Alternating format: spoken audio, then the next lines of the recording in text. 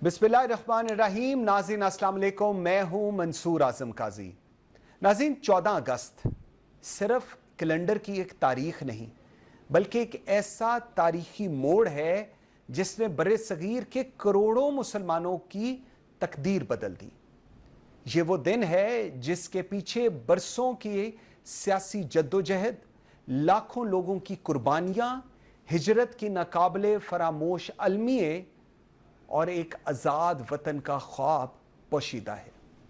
यह आज़ादी किसी मुआहदे या इत्तफाक का नतीजा नहीं थी बल्कि एक मजबूत नजरिए, गैर मुतज़लज़ल क़यादत और बेमिसाल अवामी अज़्म की कामयाबी थी।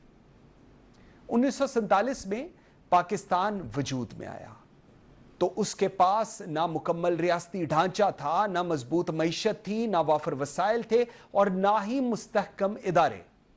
लाखों मुहाजिरीन की आबादकारी, सरहदों का तहफ़्फ़ुज़, इंतज़ामी निज़ाम की तश्कील, मईशत की बहाली और आइन साजी जैसे चैलेंजेस एक साथ मौजूद थे। इस सब के बावजूद इस कौम ने हिम्मत, मेहनत और कामयाबी के जज्बे से हर मुश्किल का सामना किया और पाकिस्तान को एक मजबूत रियासत बनाने की बुनियाद रखी। आज आज़ादी के 79वें साल बाद दुनिया तेजी से बदल रही है। जंगों की नौयत तब्दील हो चुकी है। हाइब्रिड वॉरफेयर, साइबर हमले, मसनूई जहानत, मौशी मुकाबला, इतलाती जंग और सफारती चैलेंजेस नई हकीकत बन चुके हैं। लेकिन दूसरी तरफ पाकिस्तान को माशी इस्तेहकाम, कौमी यकजहती, मियारी तालीम, अच्छी हुक्मरानी, समाजी इंसाफ और नौजवानों के बेहतर मुस्तकबिल जैसे अहम मामलात का सामना भी है। सवाल यह है कि क्या हमने बानियाने पाकिस्तान के विजन को हकीकत का रूप दिया? क्या हम आज़ादी को सिर्फ एक कौमी जश्न के तौर पर मनाते हैं या इसे कौमी जिम्मेदारी भी समझते हैं? क्या हमारी नई नस्ल को मालूम है कि ये वतन कितनी कुर्बानियों के बाद हासिल हुआ? और सबसे बढ़कर आने वाले बरसों में पाकिस्तान को एक मजबूत, खुशहाल और बावकार रियासत बनाने के लिए हमें क्या करना होगा? इन्हीं अहम सवालात पर गुफ्तगू के लिए आज हमारे साथ कौमी सलामती, दिफा, तालीम, समाजी खिदमत से वाबस्ता मुमताज़ शख्सियात मौजूद हैं जिनसे ये जानने की कोशिश करेंगे कि आज़ादी की असल रूह क्या है, आज पाकिस्तान किन चैलेंजेस से गुजर रहा है और आने वाली नस्लों के लिए हमारा कौमी लाहे अमल क्या होना चाहिए। इस पर बात करने के लिए आई एम वेरी ग्रेटफुल, मुझे ज्वाइन किया है एयर मार्शल आमिर मसूद खान साहब ने। Sir thank you very much, बहुत शुक्रिया आपके टाइम देने का। सर आपके नज़दीक इस सफ़र की सबसे बड़ी कामयाबी क्या रही और इस कामयाबी के पीछे किन अवामिल ने बुनियादी किरदार अदा किया? जी बहुत शुक्रिया मंसूर। देखें, दो तीन चीज़ें जो थी वो शुरू से पाकिस्तान एयरफोर्स के लिए एक बहुत आप समझ लें फॉर्चुनेट चीज़ थी जिसका बुनियादें जो हैं वो बहुत अच्छी रखी गई जी। और उसमें सबसे इम्पॉर्टेंट चीज़ मैं कहूँगा कि एक तो लीडरशिप थी, दूसरी हमारी इंस्टीट्यूशंस थे और तीसरी हमारी जो एक ट्रेनिंग का जो एक स्टैंडर्ड था। वो ये तीन चीज़ें जो मिल के आज भी उनको उसी तरह से मेंटेन किया जाता है, उसको बड़ा जेलसली गार्ड किया जाता है। अल्हम्दुलिल्लाह हमारा जब स्टार्ट हुआ तो हमें असगर खान साहब और नूर खान साहब जैसे लीडरशिप मिली जिन्होंने पाकिस्तान एयरफोर्स को ट्रांसफॉर्म किया वेस्टर्न बुनियादों पे और मॉडर्न बुनियादों पे, क्योंकि उस वक्त अमेरिका और वेस्ट ने सेकेंड वर्ल्ड वॉर के बाद ये सीखा था कि they have to win in the air before they have to win on the ground और इन द सी। तो इस वजह से उन्होंने एयरफोर्स को बहुत मुस्तहकम बनाया, बहुत उसके ऊपर इन्वेस्ट किया और एयरफोर्स को इंडिपेंडेंट किया। उस वजह से उनकी एयर पावर जो है वो बहुत आगे तक चली गई और आज भी अगर वो अपने आप को मनवाते हैं तो वो एयर पावर की वजह से और शॉक एंड ऑ की थ्योरी पे बिलीव करते हैं और उसकी वजह से वो दुनिया पे इस वक्त रूल कर रहे हैं। So you can not win any war या you can not create any effects during any contingency जब तक कि आप ہوا میں کنٹرول آف دا ایئر حاصل نہیں کرتے، اور وہ پاکستان نے سیکھا شروع میں ارلی سٹیجز پہ.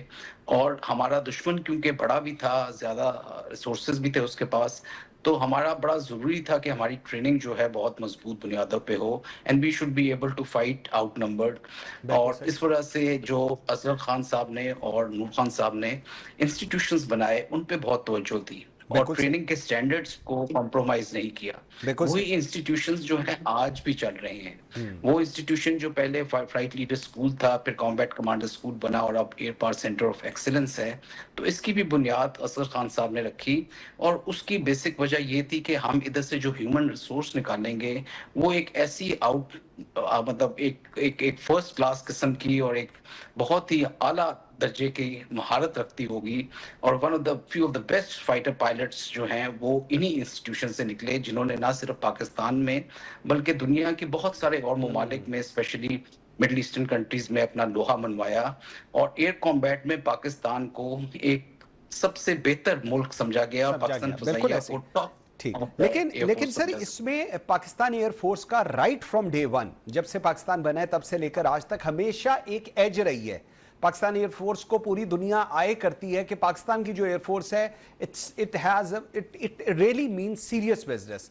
موجودہ دور میں جنگیں صرف فضاؤں تک محدود نہیں رہی، بلکہ جس طرح ہم لوگ پروگرامز بھی کرتے رہے ہیں، سائبر سپیس ہو، اے آئی ہو، ڈرون ٹیکنالوجی ہو، الیکٹرانک وارفیئر ہو، اس میں بھی جنگ کا حصہ یہ بن چکی ہوئی ہیں. ایسی صورتحال میں پاکستان کو اپنی فضائی حکمت عملی میں آپ کس قسم کی تبدیلیاں ہوتے آپ نے دیکھی with the passage of time?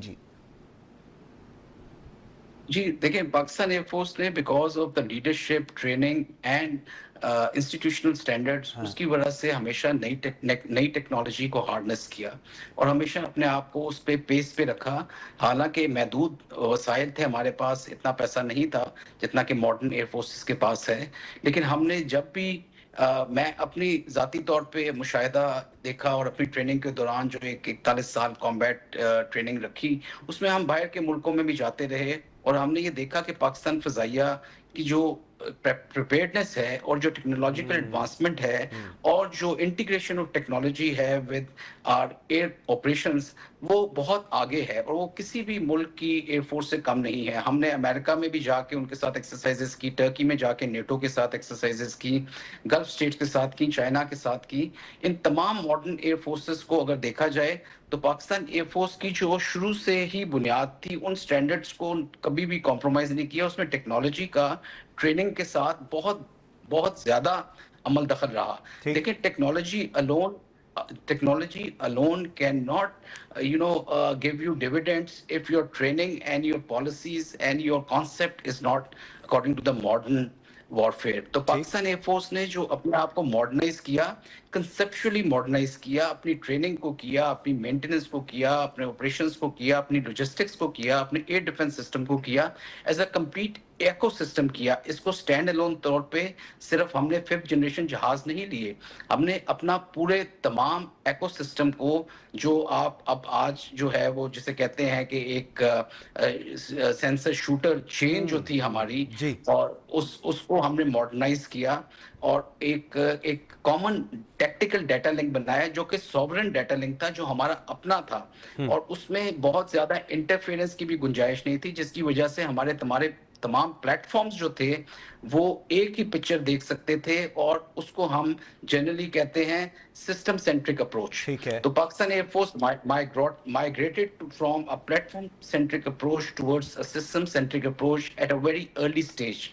And that is essentially مطلب وہ بہت ضروری ہے منصور، جب بھی آپ نے ماڈرن وارفیئر کرنی ہے تو اگر آپ نے اپنی ڈیسیجن میکنگ کو بہتر کرنا ہے، اپنے ریئیکشن کو بہتر کرنا ہے، جو کہ اب ہم ہائپر وار کی طرف جا رہے ہیں، اسمارٹ ویپنز کی طرف، آٹونومس ویپنز کی طرف جا رہے ہیں، جو پوری دنیا جا رہی ہے. نہیں بس ایران وار میں تھا، تو اس میں ڈیسیجن میکنگ بہت ضروری ہوتی ہے، اور اس کے لیے انٹیگریشن آف ٹیکنالوجی جو ہے وہ بہت ضروری ہے، جو پاکستان ایئر فورس نے جس کو ہارنس کیا at a very early stage. اس میں سر مجھے ایک اور چیز بتائیے گا، اسی کے کنٹینیوٹی میں ریسرچ بڑی امپورٹنٹ ہے، لوکل ڈیفنس پروڈکشن جو ہے پاکستان کی وہ بڑی امپورٹنٹ ہے. انجینئرنگ اور ٹیکنالوجی کی بات کروں، اس میں خود انحصاری جو ہے وہ انتہائی اہم ہے.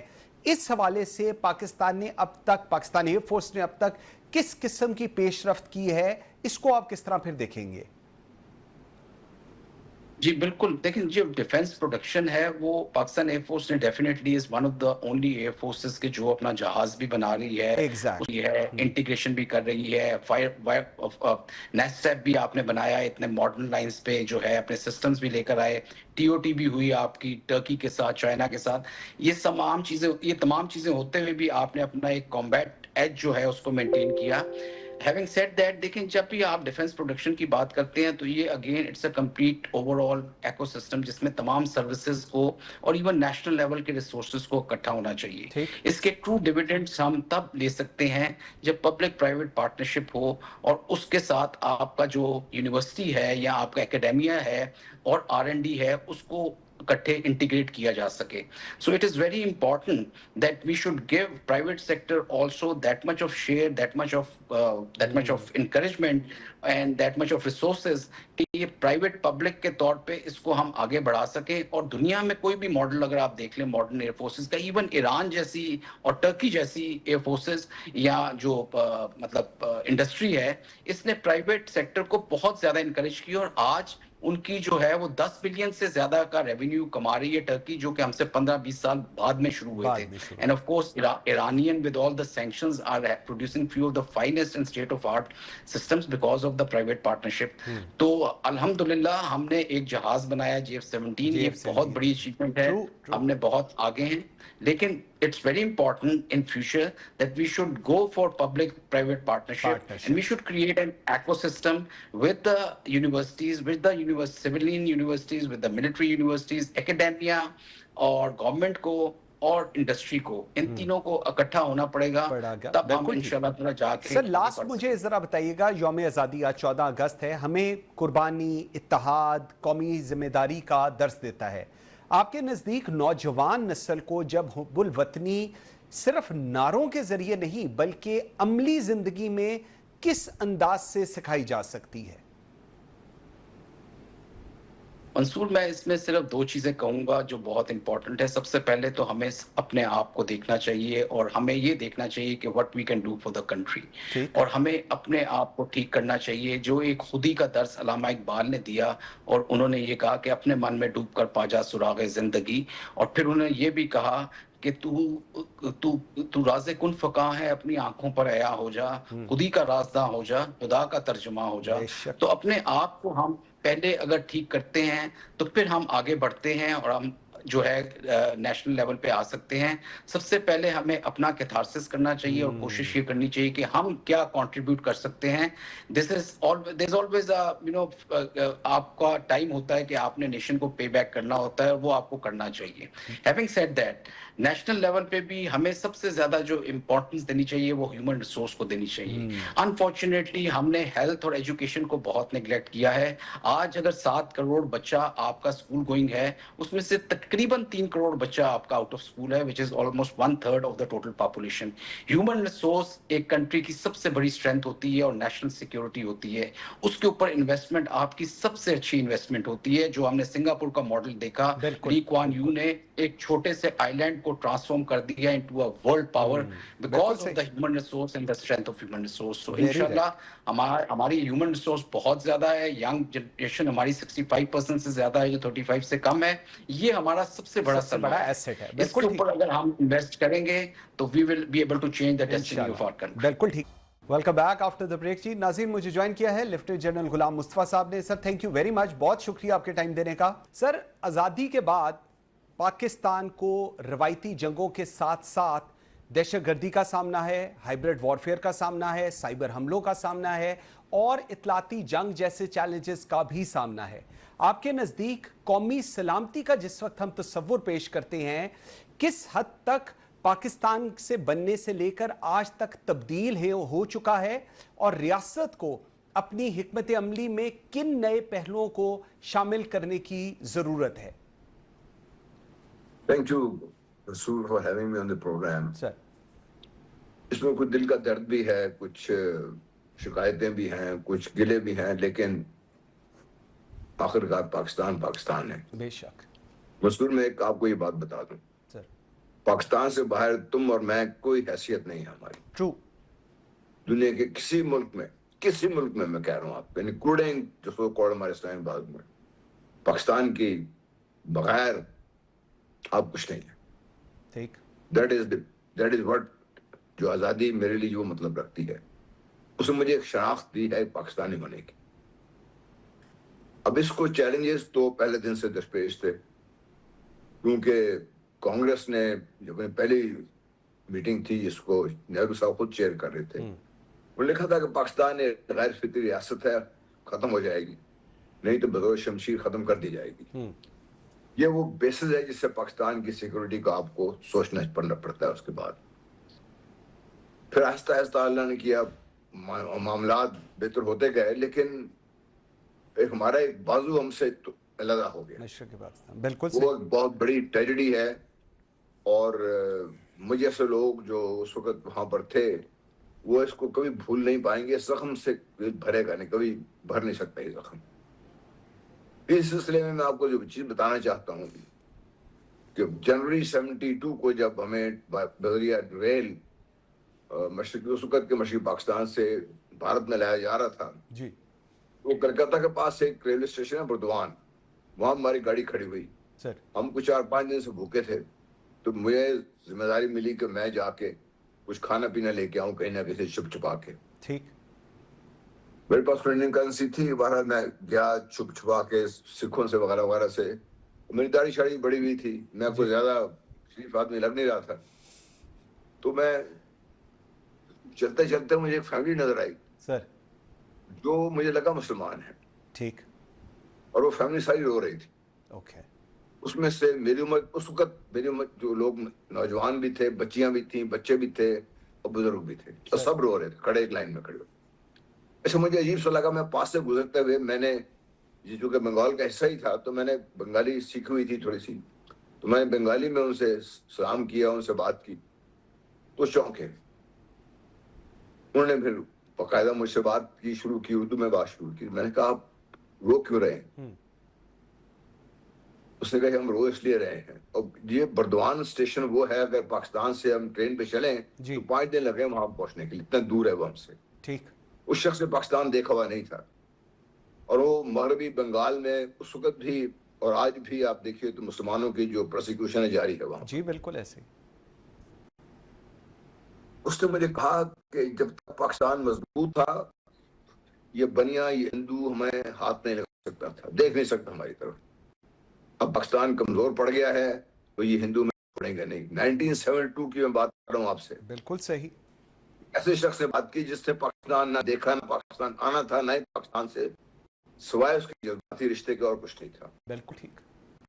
پھر یہی بات مجھے راجستھان کے نوجوان نے ایک ایسی جگہ پہ کہی جہاں پہ کوئی جھوٹ بول نہیں سکتا.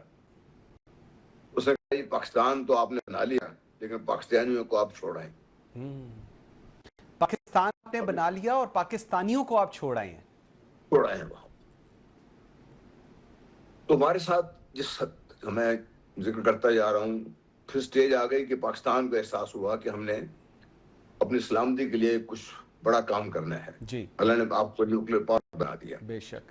اللہ نے آپ کو اتنی ہمت دی, اتنی عقل اور ہوش اور سب کچھ دیا کہ آپ نے دنیا کے بہترین لانچنگ سسٹم کو ڈیولپ کر لیا. بالکل صحیح. آپ کے نیوکلیر پروگرام پہ کسی کو کوئی شک نہیں رہا. اس سے ہمیں ایک یہ احساس ہوا کہ پاکستان کو اللہ تعالیٰ نے ایک ایسی طاقت ودیت کی ہے جس سے پاکستان ایک مضبوط ملک بن جائے گا. بالکل صحیح. بے شک. اب آتے ہیں کہ اب کیا ہو رہا ہے پاکستان کے ساتھ. پاکستان کے چیلنجز بہت سارے بدن ہیں, وداؤٹ چیلنجز تو ہے ہی. بالکل صحیح. جب میں اور آپ پاکستان کو کسی اور طرح سے دیکھتے ہیں, جب دنیا پاکستان کو دیکھتی ہے تو وہ یہ دیکھتی ہے کہ یہ ایک ایسا ملک ہے, دنیا کے ایسے خطے میں واقع ہے جو پیوٹل ہے مشرق مغرب نارتھ ساؤتھ سب کے لیے جغرافی کے طور پر. بالکل ٹھیک. پھر یہ ایک اسلامی ملک ہے, ہم چاہے مانیں یا نہ مانیں یہ اسلامی ملک سمجھتے ہوں تو. اور پھر یہ ایٹمی طاقت بھی ہے.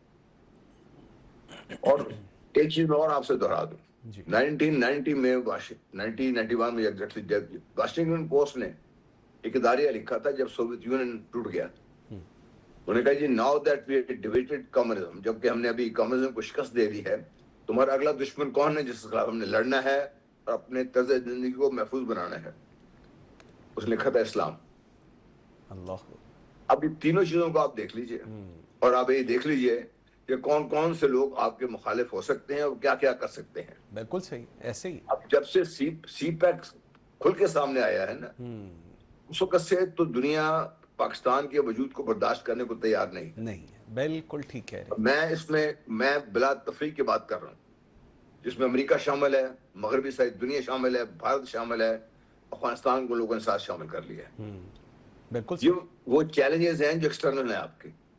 انہوں نے پاکستان کے اندر اور پاکستانیوں نے خود ان کے ساتھ مل کر پاکستان کے اندر ایک ایسا ماحول بنا دیا ہے جس سے آپ کو احساس یہ ہو رہا ہے, باوجود اس کے کہ اللہ تعالیٰ نے پچھلے سال پاکستان کو بھارت سے سرخرو کیا, بھارت سے جنگ, بالکل ٹھیک ہے, اس کے باوجود لوگ ابھی بے چینی ہے, سر ایک عجیب قسم کی بالکل ٹھیک ہے ہلچل ہے. لیکن جیل صاحب اس میں مجھے ایک چیز, میں جس طرح بھی آپ بات کر رہے ہیں اسی کی طرف جاؤں. سر ہم نے دہشت گردی کے خلاف 2 دہائیوں پر محیط ایک طویل جنگ لڑی ہے, جس میں ہم نے دیکھا سیکیورٹی فورسز ہوں, فوج, پولیس, قانون نافذ کرنے والے ادارے اور عام شہریوں نے بے شمار قربانیاں دی. اس ساروں کے قربانیوں کے باوجود یہ جو ہمارا ایک ڈھانچہ ہے پورا اوورآل, اور جس کی عالمی تشخص کی اگر میں بات کروں, کیا اس پہ اثرات مرتب ہوئے پاکستان کو لے کر؟ دیکھیے پاکستان کو انسٹیبل رکھنا تو ایک حکمت عملی ہے دنیا کی, وہ ہم ہیں بالکل اور ہم کر رہے ہیں. اور ابھی سب سے بڑھ کر بات دیکھیے جو وزیر داخلہ نے بات کر دی ہے, وزیر داخلہ جو 3 سال مطلب پہلے چیف منسٹر رہے پنجاب کے, اس کے بعد وزیر داخلہ وہاں پہ ہیں, ان سے بہتر تو اس نظام کو کوئی نہیں سمجھ سکتا نا. جب انہوں نے یہ بات کر دی کہ بھئی یہ نظام ٹھیک نہیں ہے, چل نہیں سکتا, میں اس کی تھوڑی میں جس طرح میں سمجھتا ہوں وہ آپ سامنے رکھ دے رہا ہوں جی. یہ نظام اتنا بھاری ہو چکا ہوا ہے, اتنا یہ فرسودہ ہو چکا ہوا ہے کہ یہ لکڑی کی طرح جس طریقے سے اس کو یہ دھرام سے نیچے گرنے والا ہے. اس میں ہماری گورننس اتنی بڑی ہے کہ وہ ایک بوجھ ہے ہمارے لیے, جس کی وجہ سے آپ دیکھیے کام آپ کے ہونے سے رہ گئے ہیں سارے. آپ نے اس وقت آپ جو پولیٹیکل سٹرکچر ہے آپ کا اس کو دیکھ لیجئے اور عوام کو دیکھ لیجئے. بالکل صحیح. میں اکراس دی بورڈ سارے ملک کی طرف سے بات کرنا چاہتا ہوں. یہ میں نے جہاں بھی جس سے بھی بات کی ہے ان کا کوئی تعلق نہیں ان کے ساتھ, کوئی لنک نہیں آپس میں ان کا. مطلب حکومت کا اور عوام کا, ایک سیاسی حکومت کا اپنے عوام کے ساتھ اگر لنک نہیں ہے تو پھر حکومت کس کام کی ہے پھر؟ اور پھر جو اتنا بھاری بھرکم آپ نے اپنے حکومت کا ڈھانچہ بنا رکھا ہے, وہ جو آپ کے اخراجات تو ایک طرف ہے, اس سے انیفیشنسی آتی ہے. اگر 4 بندے کا آپ رکھ لیتے ہیں, یہ ایک کام کے لیے 6 بندے آپ نے رکھے ہوئے ہیں, تو وہ انیفیشنٹ ڈیفینیٹلی ہو جاتا ہے, اس میں تو کوئی شک رہتا نہیں. بالکل صحیح. انیفیشنسی از نیچرلی دیئر. نمبر 2, اس میں آپ جب میرٹ کی بات کرتے ہیں, آپ جب جسٹس کی بات کرتے ہیں, اگر آپ کی جوڈیشل سسٹم میں لوگ میرٹ پہ نہیں آ رہے, جو میرٹ پہ نہیں آیا وہ آپ کیسے انصاف کیسے دے گا؟ جو خود نا انصافی کر کے اس جگہ پہ بیٹھا ہوا ہے وہ انصاف کیسے دے گا؟ بالکل ٹھیک. اچھا سر, اس میں ایک اور بڑا امپورٹنٹ پوائنٹ ہے, قومی سلامتی پاکستان میں, یا جس طرح کے ممالک پاکستان جیسے جو ممالک ہیں اس میں ایک یہ پرسیپشن ہے کہ جی اگر آپ کی فوج مضبوط ہے نا, پاکستان کے اندر بھی یہی ہے, تو سب کچھ ٹھیک ہے. قومی سلامتی صرف مضبوط فوج سے نہیں, ایک مستحکم معیشت سے ہوتی ہے, جس طرح بھی آپ ذکر کر رہے ہیں سیاسی استحکام سے ہوتی ہے, قومی یکجہتی سے ہوتی ہے, اور سب سے امپورٹنٹ بات جو آپ نے ارلیئر کی ہے کہ مؤثر حکمرانی سے وابستہ ہے. یہ ساری چیزیں ایکسیپٹ دین کہ ہماری فوج بہت تگڑی ہے, باقی ساری چیزوں میں ہم لیپسز کے اوپر ہیں. سارے کے بعد کوئی سمجھنے کو تیار نہیں, کوئی ماننے کو تیار نہیں, کیوں؟ دیکھیے میں چیز ایڈ کرنا چاہتا ہوں سر. فوج کسی بھی ملک کا یا اس کے ہتھیار کسی بھی ملک کی سیکورٹی کا معیار تو معیار میں شامل ہے، لیکن پرائرٹی میں بہت نیچے آتی ہے. سب سے بڑی پرائرٹی ہے آپ کے 25 کروڑ عوام. بالکل صحیح. اگر یہ مؤثر ہیں، اگر یہ اپنے آئیڈیا پاکستان کے ساتھ اٹیچ ہیں، لیکن ان کا جو مؤثر ہونا ہے وہ شک و شبہ سے بالاتر ہے اس سے. بالکل صحیح. کیونکہ ہم نے ہیومن ریسورس ڈیولپ کرنے کی کوشش نہیں کی. اب اس طرح آئیے آپ بالکل ٹھیک ہے. اس قسم کے لوگ جو آپ کے ملک کو کہیں سے کہیں لے کے جا سکتے ہیں اگر آپ ہیومن ریسورس ڈیولپ کر لیں.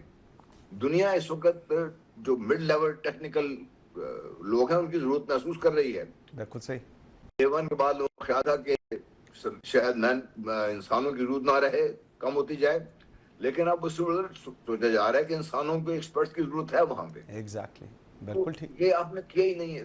ہاں آپ نے بالکل آپ صحیح. مجھے یہ بتائیے کہ یہ جب اتنے بڑے عوام جو اپنی حکومت سے لا تعلق ہیں، جو اپنی سیاست سے لا تعلق ہیں، پاکستان سے ان کی وابستگی بلا شبہ کوئی شک نہیں ہے اس میں. آج بھی خدا نخواستہ پاکستان خطرہ ہوا، یہ 25 کروڑ عوام اپنی فوج سے پہلے آگے جا کے بالکل ایسے. بالکل. لیکن آپ مجھے یہ بتائیے کہ جو لوگ ہمیں حکمرانی کا دعویٰ کرتے ہیں، خود چوائس اپنی چوائس پہ آتے ہیں، ایک سسٹم ترتیب دیتے ہیں، اس سسٹم کو خود چلا نہیں سکتے.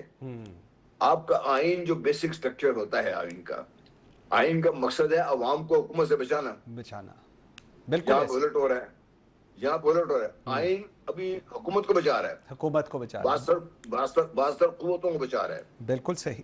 اب آپ ایک اور میں آرٹیکل اگلے میں پڑھا تھا کہ اب یہ مسئلہ اتنا بڑھ چکا ہوا ہے کہ جو ایک جنریشن جو پچھلے کئی دہائیوں سے پاکستان میں حکمرانی کرتی آئی ہے، اب وہ اپنے حق حکمرانی اپنے ہی خاندانوں میں نسل در نسل منتقل کرتے جا رہے ہیں. ایگزیکٹلی. بالکل سر. دس از دا مین تھنگ. بالکل ایسے ہی ہے. لیفٹیننٹ جنرل غلام مصطفیٰ صاحب، sir thank you very much ji. I am very grateful for your time.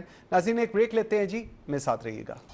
ناظرین 14 اگست کی ہی مناسبت سے مجھے اس وقت جوائن کیا ہے عمران اسماعیل صاحب نے، سابق گورنر سندھ ہیں. عمران صاحب بہت شکریہ آپ کے بھی ٹائم دینے کا. عمران صاحب فرمائیے گا، ابھی جلال صاحب سے جس طرح بات ہو رہی تھی سر، 14 اگست ہمیں اتحاد، قومی یکجہتی، بنیان پاکستان جو تھے، بانیان پاکستان، ان کے ویژن کی یاد دلاتا ہے. لیکن موجودہ جو سیاسی ماحول ہے یہ شدید تقسیم کا شکار ہے. آپ کے خیال میں اس صورتحال میں قومی مفاد کو سیاسی اختلافات پر کیسے ترجیح دی جا سکتی ہے؟ جی بہت شکریہ. دیکھیں 14 اگست تو ظاہر ہے کہ ہمارے لیے تو سب سے بڑی خوشی کا دن ہے جس دن پاکستان قیام عمل میں آیا تھا. بے شک. اور اس دن ہم نے یہ عہد کیا تھا، ہمارے بزرگوں نے عہد کیا تھا کہ جو ملک کو بنانے جا رہے ہیں اپنے آنے والی نسلوں کے لیے، وہ ایک شاندار مستقبل کی ضمانت ہوگا. ہم اس طرف گامزن ہیں. ابھی میں بہت ینگ نیشن ہے، صرف 75-80 سال کے قریب ہم پہنچے ہیں، اور ایک نسبتاً دنیا کے ملکوں کے حساب سے ہم ایک ینگ نیشن ہیں، اور ابھی ہماری نیشن بلڈنگ جو ہے اس کا پروسیس جاری ہے. تو میرا خیال ہے کہ ہمیں ابھی کوئی امید نہیں کھونی چاہیے کہ جی ہم کوئی فیل ہو گئے ہیں یا ہمارے اکنامک حالات جو ہیں وہ اس قابل نہیں رہے یا ہم ٹھیک نہیں ہو پائیں گے. ہم ٹھیک ہو جائیں گے. اور قوموں کو بننے میں ٹائم لگتا ہے، اور انشاءاللہ ہماری آنے والی نسل جو ہے وہ ہم سے بہتر پرفارم کرے گی اور ایک شاندار پاکستان بنائے گی. لیکن آپ مختلف سیاسی ادوار کا آپ نے حصہ دیکھا ہے، آپ حکومتوں کے ساتھ رہے، آپ گورنر رہے، اپوزیشن آپ نے سب سے زیادہ دیکھی ہے اس ریسنٹ ٹائمز کے اندر. آزادی کو آج 79واں سال ہو گیا ہے. آپ کے نزدیک پاکستان کی سیاست کی سب سے بڑی کامیابی اور سب سے بڑی کمزوری کیا دیکھی ہے آپ نے؟ دیکھیں پاکستان کی سیاست نے تو ابھی سانس بھی ٹھیک سے نہیں لیا ہے. جمہوریت نے، وہ جمہوریت آتی ہے پھر ڈکٹیٹرشپ آ جاتی ہے، پھر جمہوریت آتی ہے پھر کوئی اور نظام آ جاتا ہے. اور جو جمہوریت آئی بھی وہ ٹوٹی پھوٹی اس معنی میں تھی کہ اس جمہوریت نے قوم کو کوئی عظیم سمراج سے نہیں نوازا. ایسا نہیں ہوا کہ ان کے آنے کے بعد سے حالات بڑے بہتر ہو گئے، کچھ ہوا. جب جمہوریت ہوتی ہے تو لوگ ڈکٹیٹر کو یاد کرتے ہیں، ڈکٹیٹر سے جان چھڑانے کے لیے پھر جمہوریت کی طرف جاتے ہیں. میں نے آپ کو کہا نا کہ ابھی ہم ٹرانزیشنری پیریڈ میں ہیں. ابھی ہماری خود صحیح سمجھ میں اب تک نہیں آیا کہ ہم کس طرف ملک کو لے جائیں. تو کوئی عظیم کامیابی یا عظیم ناکامی تو میں نہیں گنوا سکتا. ہاں لیکن وہ کہتے ہیں آنے والی خوشیوں کا احساس تو ہے.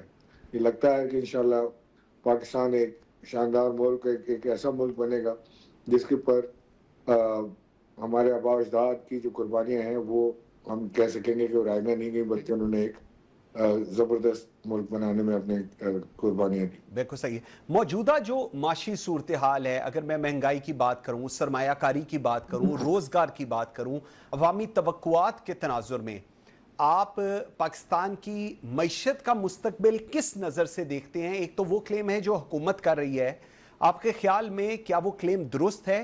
और अगर नहीं तो फिर पाकिस्तान की तरक्की को आप किस चीज़ के साथ टैग अलॉन्ग करते हैं?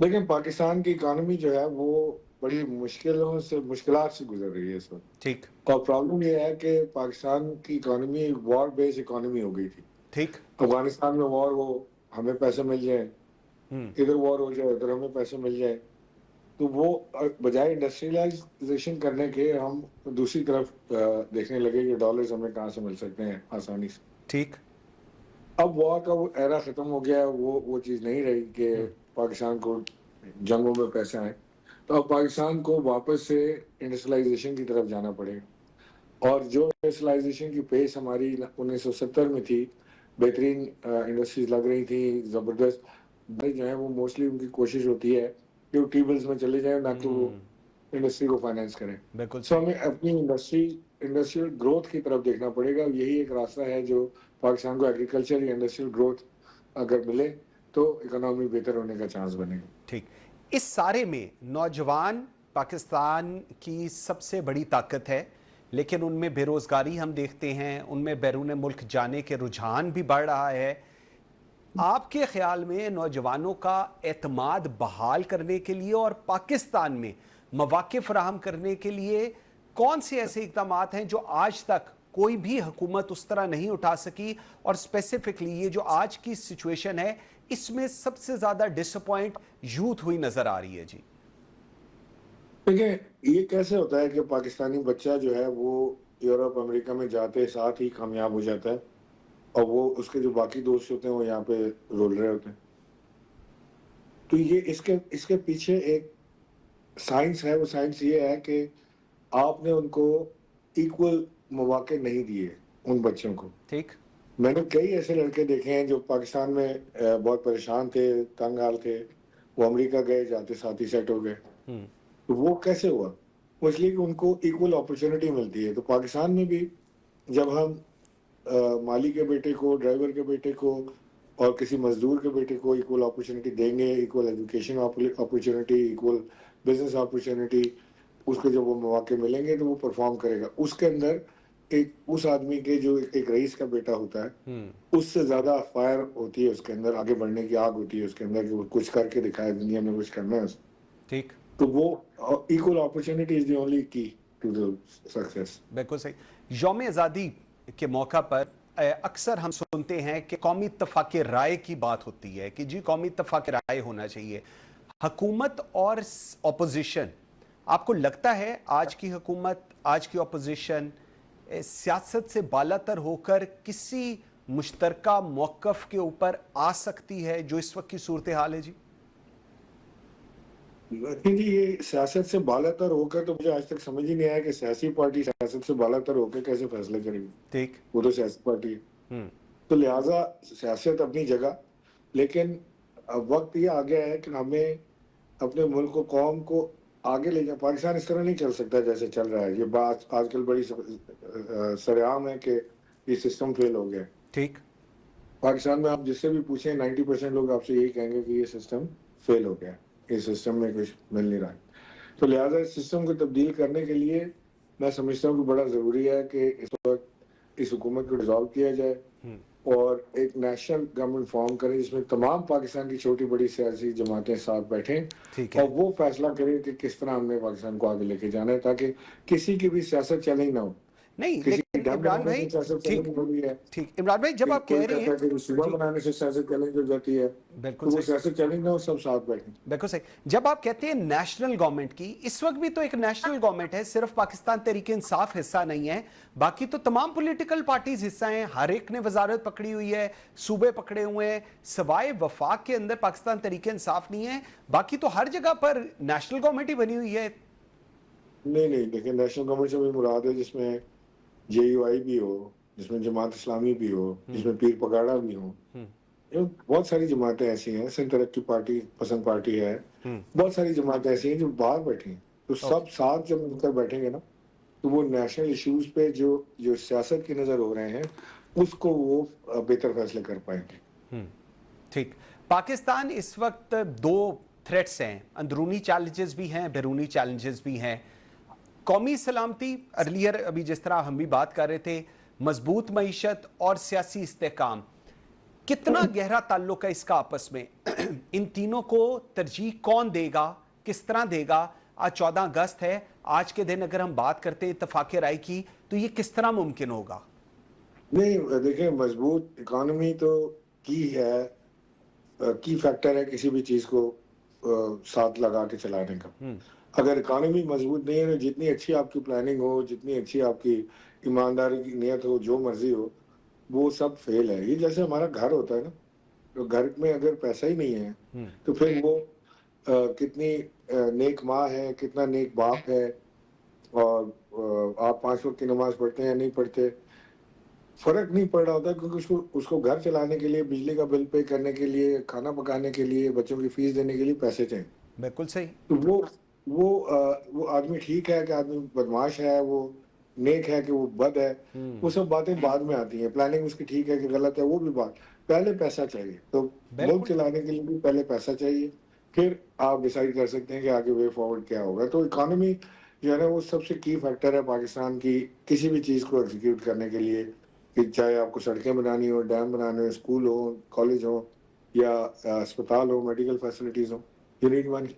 बिल्कुल सही, बिल्कुल सही। लास्ट मुझे बताइएगा, अगर हम क़याम पाकिस्तान से लेकर आज तक के सफ़र का जायज़ा लें पाकिस्तान के, तो आपके ख्याल में कौन से ऐसे फैसले हैं जिन्होंने पाकिस्तान को मजबूत किया? कौन सी ऐसी इतनी बड़ी गलतियां हैं जिनकी वजह से आज भी हमने शायद सबक नहीं सीखा और इसी प्रोसेस में चल रही हैं? देखिए जी, 1971 जो सानिया था वो सबसे बड़ा पाकिस्तान के लिए सेटबैक था, और उससे हमें बहुत बड़ा सबक, बहुत कॉस्टली सबक हमने सीखा, या सीख रहे हैं, या सीखना चाहिए हमें। उससे बड़ा तो कोई सानिया नहीं हो सकता किसी मुल्क के साथ। बिल्कुल सही। तो एक हमारे आधा पाकिस्तान हमसे निकल गया, हमारे भाई बहन जो बांग्लादेश में थे वो रूठ गए हमसे, हमारे एटीट्यूड और हमारी गलतियों की वजह से। सो उसका इल्जाम आप जिस पे भी लगा लें, लेकिन एक सबक आमोज कहानी है जिससे हमें सबक लेना है। बिल्कुल सही है, बिल्कुल ठीक है। इमरान इस्माइल साहब, थैंक यू वेरी मच, बहुत शुक्रिया आपके टाइम देने का। नाज़रीन, यौम आज़ादी सिर्फ कौमी जश्न नहीं, बल्कि नई नस्ल को अपनी तारीख, नज़रियाती बुनियादों और आइनी जिम्मेदारियों से जोड़ने का मौका भी है। इस पे बात करने के लिए वेरी ग्रेटफुल, मुझे ज्वाइन किया है डॉक्टर अर्शा मीर ने, एजुकेशनिस्ट हैं। बहुत शुक्रिया डॉक्टर साहब आपके टाइम देने का। सबसे पहले फरमाइएगा, आपके ख्याल में हमारा मौजूदा तालीमी निज़ाम तलबा में कौमी शऊर, आइनी आगाही और जिम्मेदारी शहरी होने का एहसास किस हद तक पैदा कर रहा है? जी, अस्सलाम वालेकुम मंसूर साहब। सबसे पहले तो मैं पूरी कौम को जश्न आज़ादी की जो है वो बहुत मुबारकबाद देना चाहती हूँ। अल्हम्दुलिल्लाह अल्लाह ताला ने पाकिस्तान को इस मोड़ तक पहुंचाया है, ये हम सब के लिए बहुत ज़्यादा शुक्रगुजारी है। जहाँ तक कि बात है आपके सवाल की, तो जो तालीमी निज़ाम है, जिसको हम अक्सर ये लोगों से कहते हुए सुनते हैं कि पाकिस्तान में जो तालीमी निज़ाम है वो भी कोलैप्स करता जा रहा है, लेकिन मैं इसको बिल्कुल ठीक नहीं समझती। उसकी सबसे बड़ी वजह क्या है कि जितने भी तालीमी इदारे हैं वो पुरजोर कोशिश कर रहे हैं कि अपने तालिबा और तालिबात को हर तरह की तालीम दी जाए, ताकि उनको पाकिस्तान का एक बाशऊर जो शहरी है वो बनाया जा सके। आप जहाँ तक आइन की बात करते हैं, जहाँ तक आप तहरीक पाकिस्तान की बात करते हैं, पाकिस्तान की तारीख की बात करते हैं, और अब जो मौजूदा सूरत हाल है उससे तालीमी इदारे जो हैं वो बाकायदा तौर पे अपने स्टूडेंट्स को बाशऊर कर रहे हैं। और मैं समझती हूँ कि जहाँ पे थोड़ा से सिस्टम में फ्लॉज आते हैं उनको ठीक किया जा सकता है। यहाँ पे सबसे बड़ा तालीमी निज़ाम का जो फ्लॉ है वो है रट्टा सिस्टम। रट्टे के अंदर हमने कभी भी अपने स्टूडेंट्स को ये कैपेसिटी बिल्ड करने का मौका ही नहीं दिया कि वो चीज को याद करने करने की बजाय उस चीज को सीखें या उसको प्रैक्टिकली इम्प्लीमेंट करें, जिसकी आज बहुत ज्यादा जरूरत है। हमने अपने स्टूडेंट्स को किताब की हद तक जो है वो महदूद कर दिया है। मेरे ख्याल में जितनी किताब इंपॉर्टेंट है उतना ही इंपॉर्टेंट आजकल जो है वो प्रैक्टिकल इम्प्लीमेंटेशन है या जो प्रैक्टिकल वर्क है, कि जब वो मुआशरे में निकलेंगे और वो इतने स्किल्ड होंगे और वो हर चीज को प्रैक्टिकल के साथ देख सकेंगे, तो मेरे ख्याल में उससे चीजें लर्न भी करेंगे। और जब वो पाकिस्तान के बाशऊर शहरी होने के नाते जब वो मार्केट में भी जाएंगे, तो मेरे ख्याल में पूरी दुनिया के अंदर वो पाकिस्तान का नाम रोशन करेंगे। और मैं यहाँ पे ये चीज भी मेंशन करना चाहती हूँ कि अगर आप थोड़ा सा स्टार्ट्स या उसके वो ले लें, स्टार्ट्स ले लें, तो आपको पता चलेगा कि पूरी दुनिया की बहुत बड़ी बड़ी एआई कंपनीज, टेक्नोलॉजिकल कंपनीज जो हैं, उसके अंदर पाकिस्तान के स्टूडेंट्स जो हैं वो वहां पे बड़ी बड़ी पोस्ट के ऊपर अपनी जिम्मेदारियां सरअंजाम दे रहे हैं। और ये पाकिस्तान के लिए एक बहुत अच्छी बात है। मैं समझती हूँ इसी तरह कुछ राहें मजीद हमवार होंगी और अपॉर्चुनिटीज जो हैं वो हमारे बाकी स्टूडेंट्स के लिए भी हमवार होंगी। इसमें एक और चीज बताइएगा, आजादी के बाद आज कितने बरस गुजर गए, 79वें बरस हो चुके हैं, लाखों बच्चे मियारी तालीम से आज भी महरूम हैं। आपके नज़दीक इस खुला को पुर करने के लिए हुकूमत की अगर मैं बात करूं, निजी शोबे की बात करूं, वालिदैन की बात करूं, मुश्तरका तौर पर क्या किरदार अदा होना चाहिए था जो बदकिस्मती से आज तक नहीं हुआ? देखिए, जहां तक आप बात कर रहे हैं कि बहुत सारे बच्चे जो हैं वो तालीम, जो एक मेयारी तालीम है उससे आज भी मुस्तफीद नहीं हो पा रहे, तो उसकी सबसे बड़ी वजह ये है कि हमें एक पॉलिसी बनानी थी, नेशनल एजुकेशन पॉलिसी, जो कि 15 से 20 साल तक आप उसको इम्प्लीमेंट करें। यहाँ पर होता क्या है कि यहाँ पर एक हुकूमत आती है और वो एक एजुकेशन पॉलिसी बनाती है और कुछ सालों के बाद वो हुकूमत चली जाती है। उसके बाद जब नई हुकूमत आती है तो वो अपनी पॉलिसी लेकर आती है। तो मेरे ख्याल में हमें एक ही पॉलिसी, एक ही निसाब जो है वो सबके लिए रखना चाहिए। जहाँ पे आप सरकारी स्कूलों की बात करते हैं या सरकारी तालीमी इदारों की बात करते हैं, वहां पे निसाब कुछ और है, लेकिन जब हम निजी तालीमी इदारों की बात करते हैं तो वहां पर भी निसाब कुछ और पढ़ाया जाता है, उनको बाहर का कोर्स पढ़ाया जा रहा है, जबकि सरकारी इदारों में इस तरह की कोई चीज नहीं पढ़ाई जाती। तो मैं समझती हूँ कि निसाब को एक होने की जरूरत है और हुकूमतें आती जाती रहती हैं।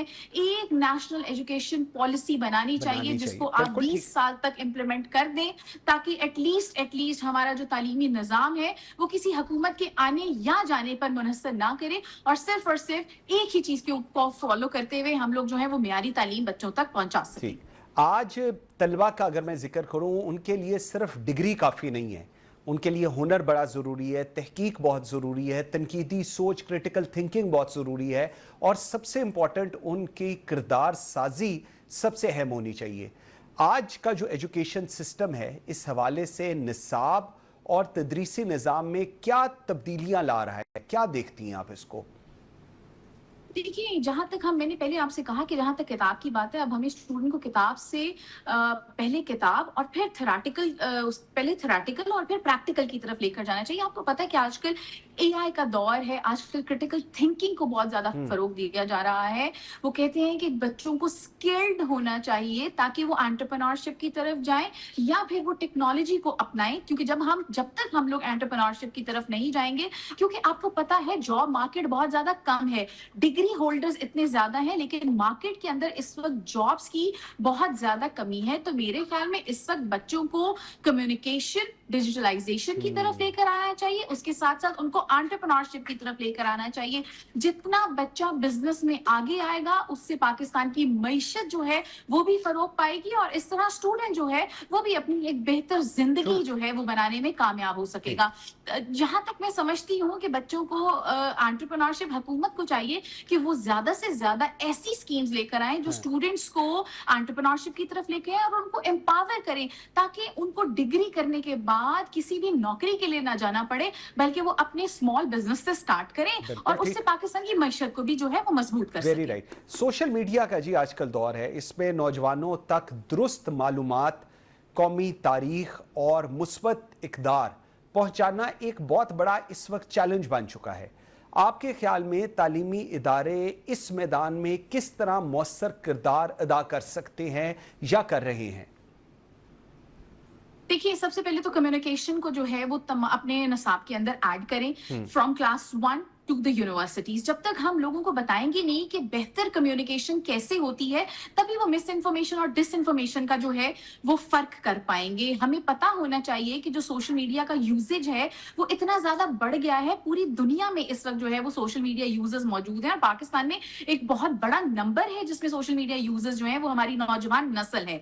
तो मेरे ख्याल में पहली जमात से लेकर यूनिवर्सिटीज तक कम्युनिकेशन की तालीम को, डिजिटल कम्युनिकेशन, डिजिटल मीडिया की तालीम को जो है वो आम करना चाहिए. उसकी सबसे बड़ी वजह क्या है, क्यों आपने जैसे बात की कि मिस इन्फॉर्मेशन और डिस इन्फॉर्मेशन के इस दौर में हम कैसे नौजवान को इस तरह से मजबूत कर सकें कि उनको पता हो कि कौन सी इंफॉर्मेशन जो है उन तक पहुंचाई जा रही है वो सही है या वो ठीक नहीं है. तो मेरे ख्याल में कम्युनिकेशन और डिजिटल कम्युनिकेशन, सोशल मीडिया से रिलेटेड आपको डिग्री प्रोग्राम्स मजीद लेकर आने चाहिए. मैंने अब यूनिवर्सिटीज का जब एनालिसिस किया तो मुझे पता चला कि लाहौर की इस वक्त तमाम तर यूनिवर्सिटीज के अंदर डिजिटल मीडिया या सोशल मीडिया के हवाले से डिग्री प्रोग्राम्स शुरू किए गए हैं ताकि नौजवान नस्ल को इस चीज का फर्क महसूस करवाया जा सके कि जो सोशल मीडिया के ऊपर वो चीजें देख रहे हैं उसके अंदर वो गलत और सही का फर्क जो है वो कर सके. लास्ट मुझे बताइएगा, तालीमी मियार बेहतर बनाने के लिए स्टूडेंट्स की तो हमने बात की, असातिज़ा का किरदार बड़ा बुनियादी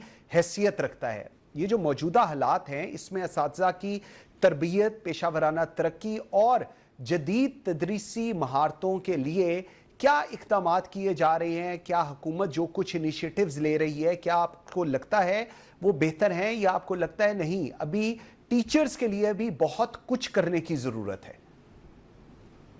थैंक यू मंसूर साहब, आपने जिस तरफ इशारा दिलवाया है मैं इसी पर बात करने वाली थी कि हमें इस वक्त TOTs करने चाहिए. ट्रेनिंग ऑफ द ट्रेनर्स बहुत ज्यादा जरूरी है, क्योंकि आपको पता है टेक्नोलॉजी जिस तेजी के साथ इमर्ज हो रही है और AI का दौर चल रहा है, तो जो हमारे पुराने टीचर्स जिनकी डिग्रीज पुरानी हैं या जिनको कई साल गुजर चुके हैं उनको ट्रेन करने की बहुत ज्यादा जरूरत है. जब टीचर्स ट्रेन होंगे तभी जाके आप स्किल्ड स्टूडेंट्स पैदा कर पाएंगे. स्किल्ड स्टूडेंट पैदा करेंगे तो वो पाकिस्तान के मुआशरे के लिए बेहतर होगी. तो मैं समझती हूँ कि यूनिवर्सिटीज को चाहिए कि national and international training sessions जो हैं वो अपने टीचर्स को, अपने जो फैकल्टी मेंबर्स हैं उनको उसके लिए जरूर एनकरेज करें ताकि ज्यादा से ज्यादा जो ट्रेनर्स हैं वो मजीद ट्रेन हो ताकि आप स्किल्ड स्टूडेंट्स पैदा कर सकें और जो पाकिस्तान के लिए बहुत ज्यादा बेहतर होगा. बिल्कुल ठीक है. डॉक्टर आयशा मीर साहबा, थैंक यू वेरी मच, बहुत शुक्रिया आपके टाइम देने का. नाज़रीन, ट्रांसमिशन जारी रहेगी लेकिन हेडलाइंस का क्योंकि वक्त है और हेडलाइंस के बाद आपसे दोबारा मुलाकात होती है एक छोटी सी ब्रेक के बाद. मेरे साथ रहिएगा. Welcome back after the break. जी नाज़रीन, 14 अगस्त हमें आज़ादी की नेमत तो याद दिलाता है, लेकिन कायदे आज़म मोहम्मद अली जिन्ना ने जिस फलाही, मुनसफाना और खुददार पाकिस्तान का ख्वाब देखा था उसकी भी याद दिलाता है. I am very grateful. मुझे इस वक्त ज्वाइन कर रहे हैं डॉक्टर अमजद साकिब, बानी अखुवत foundation, a person who is very close to my heart. Doctor साहब, बहुत शुक्रिया आपके टाइम देने का. डॉक्टर साहब, फरमाइएगा, आपके नज़दीक कायदे आज़म मोहम्मद अली जिन्ना का वो ख्वाब किस हद तक ताबीर के करीब पहुंच सका और आज उसमें कहां पर आप खिला देख रहे हैं? जी बिस्मिल्लाहिर्रहमानिर्रहीम. कायद साहब, सबसे पहले तो मैं आपका मशकूर हूँ कि आपने मुझे इस मुकद्दस दिन, तारीख साज दिन मुझे दावत दी और कितना खूबसूरत मौजू आपने चुना कि क्या कायद आज़म का वो ख्वाब जो फलाही रियासत का पूरा हुआ कि नहीं हुआ. तो कायद साहब, पहली बात तो ये कहूँगा कि मैं ये सोगवार होकर 14 अगस्त मनाऊंगा. मुझे खुशी है कि मुझे एक आज़ाद धरती मिली और मेरी इज्जत और एहतराम से रहने का मौका मिला. लेकिन मेरा 14 अगस्त भरपूर खुशी का दिन उस रोज़ होगा जब पाकिस्तान के हर शहरी को इज्जत मिलेगी, पाकिस्तान के हर शहरी को समाजी इंसाफ मिलेगा, पाकिस्तान का हर शहरी अपनी खुद रोजगार कमाएगा, पाकिस्तान का कोई शहरी कशकोल उठा के किसी के रूबरू सजदरेज नहीं होगा. वो जो किसी ने कहा ना कि चले चलो कि वो मंजिल अभी नहीं आई, निजात दीदा दिल की घड़ी नहीं आई.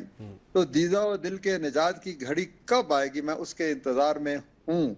कायद आज़म ने जो ख्वाब दिया वो मेरे खून की एक एक बूंद में शामिल है. बिल्कुल सही. और कायद आज़म के साथियों ने जिस तरह इस वतन के लिए कुर्बानियां दी उसका भी हमें एतराफ है. लेकिन हम ये नहीं है कि मुकम्मल तौर पर शर्मिंदा है. अल्हम्दुलिल्लाह हमने बहुत कामयाबी हासिल की है. लेकिन मैं ये कह रहा हूँ कि जब तक पाकिस्तान का एक शख्स भी गरीब है, हम सब गरीब हैं. बिल्कुल ये एक कौम है, ये एक ملت واحدہ ہے جس نے صرف پاکستان میں نہیں بلکہ دنیا بھر میں لا الہ الا اللہ اور محمد الرسول اللہ کا جو پیغام ہے وہ پھیلانا ہے. بے شک. تو ہمارا اپنا گھر جب تک آرڈر میں نہیں آئے گا، اب میں کیا خوشی مناؤں قائد صاحب کہ میرے وطن کا 2.5 کروڑ بچہ اسکول نہیں جاتا. اسکول نہیں جاتا، بالکل ٹھیک کہہ رہے ہیں. میں خوشی مناؤں گا کہ میں ایک ایٹمی پاور ہوں. میں خوشی مناؤں گا کہ دنیا اپنے فیصلے ہم سے کرواتی ہے.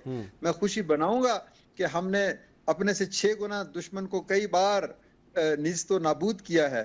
میں خوشی مناؤں گا کہ سڑکوں کا جال بچھ گیا، جی ڈی پی بڑھ گیا، عمر بڑھ گئی، ہسپتال بڑھ گئے، ایک یونیورسٹی تھی سینکڑوں یونیورسٹیاں بن گئیں. ٹھیک ہے، لیکن وہ 2.5 کروڑ بچے مجھ سے سوال پوچھتے ہیں کہ ہم کب پاکستان کی عظمتوں کے شریک ہوں گے.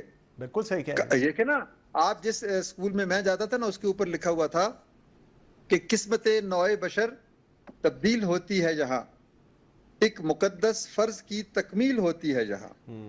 اب وہ 2.5 کروڑ بچے کیا پڑھیں گے بالکل صحیح جب وہ اسکول کا دروازہ ہی عبور نہیں کرتے. تو یہ ہے میری سوچ کہ خوشی کا دن ہے، لیکن بہرحال یہ خوشی ایک ذمہ داری کا احساس دیتی ہے کہ قائد اعظم نے یہ نہیں سوچا تھا. بالکل صحیح. آپ نے اخوت فاؤنڈیشن کے ذریعے لاکھوں لوگوں کو بلا سود قرض دیا، تعلیم، صحت، روزگار کے مواقع فراہم کیے.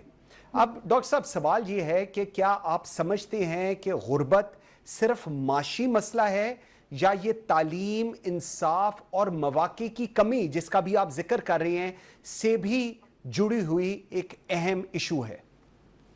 قائد صاحب پہلی بات تو یہ ہے کہ میں نے کچھ نہیں کیا. دس از آل اے گریٹ ویژن. اور پیپل آف پاکستان، ہماری تو جیب خالی تھی، انہوں نے لاکھوں روپے ہمیں دیے تو ہم آگے قرضے کی صورت میں لوگوں کو دیے. تو credit must go to the people of Pakistan جن کے اندر درد مندی ہے، جو بڑے خواب دیکھتے ہیں، جو پاکستان کو پاکستان بنانا چاہتے ہیں. پہلی چیز. دوسری چیز سر جو آپ نے کہی ہے وہ تو میرے دل کے سب سے زیادہ قریب ہے. یہ ورلڈ بینک ہے، یہ IMF ہے جو کہتا ہے کہ معاشی غربت ہوتی ہے. یہ کہتے ہیں جی $2 آپ کے پاس نہیں ہے تو آپ غریب ہیں. میں نہیں کہتا، میں کہتا ہوں کہ معاشی غربت، سماجی غربت، پھر اخلاقی غربت، پھر روحانی غربت، غربت کی پھر سیاسی غربت، یہ کئی جہتیں ہیں. آپ کسی کو پیسہ دے دیں اور سمجھیں کہ اس کی غربت ختم ہو گئی، بالکل نہیں. اگر وہ اخلاقی طور پر پست سوچ رکھتا ہے تو وہ غریب ہے. خدا کے نزدیک دیکھیں یہ بھی طے کر دیا اللہ کے رسول صلی اللہ علیہ وآلہ وسلم نے کہ this is not the color of your skin, this is the content of your character which matters. What is taqwa?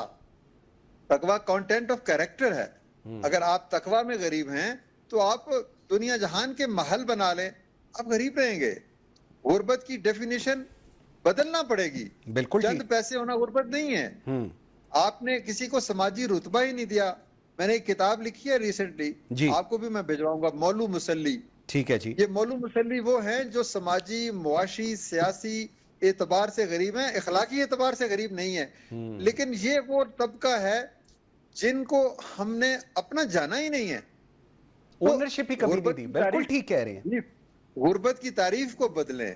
ایک امید کی غربت بھی ہوتی ہے. اگر کسی کے پاس امید ہی نہیں رہی تو وہ بیچارہ تو سب سے غربت یہی ہے نا، محرومی ہے نا. بالکل اکیلے رہ جانے کا نام ہے نا غربت. بالکل صحیح. تو یہ آپ نے دوسرا بہت خوبصورت موضوع چھیڑا کہ کیا ہم غربت کو چند سکوں تک محدود کر کے رکھ دیں؟ نہیں. اس کو اگر مجھے کہنے کی اجازت نہیں ہے، بولنے کی اجازت نہیں ہے، لکھنے کی اجازت نہیں ہے، سوچنے کی اجازت نہیں ہے تو پھر بھی میں غریب ہوں.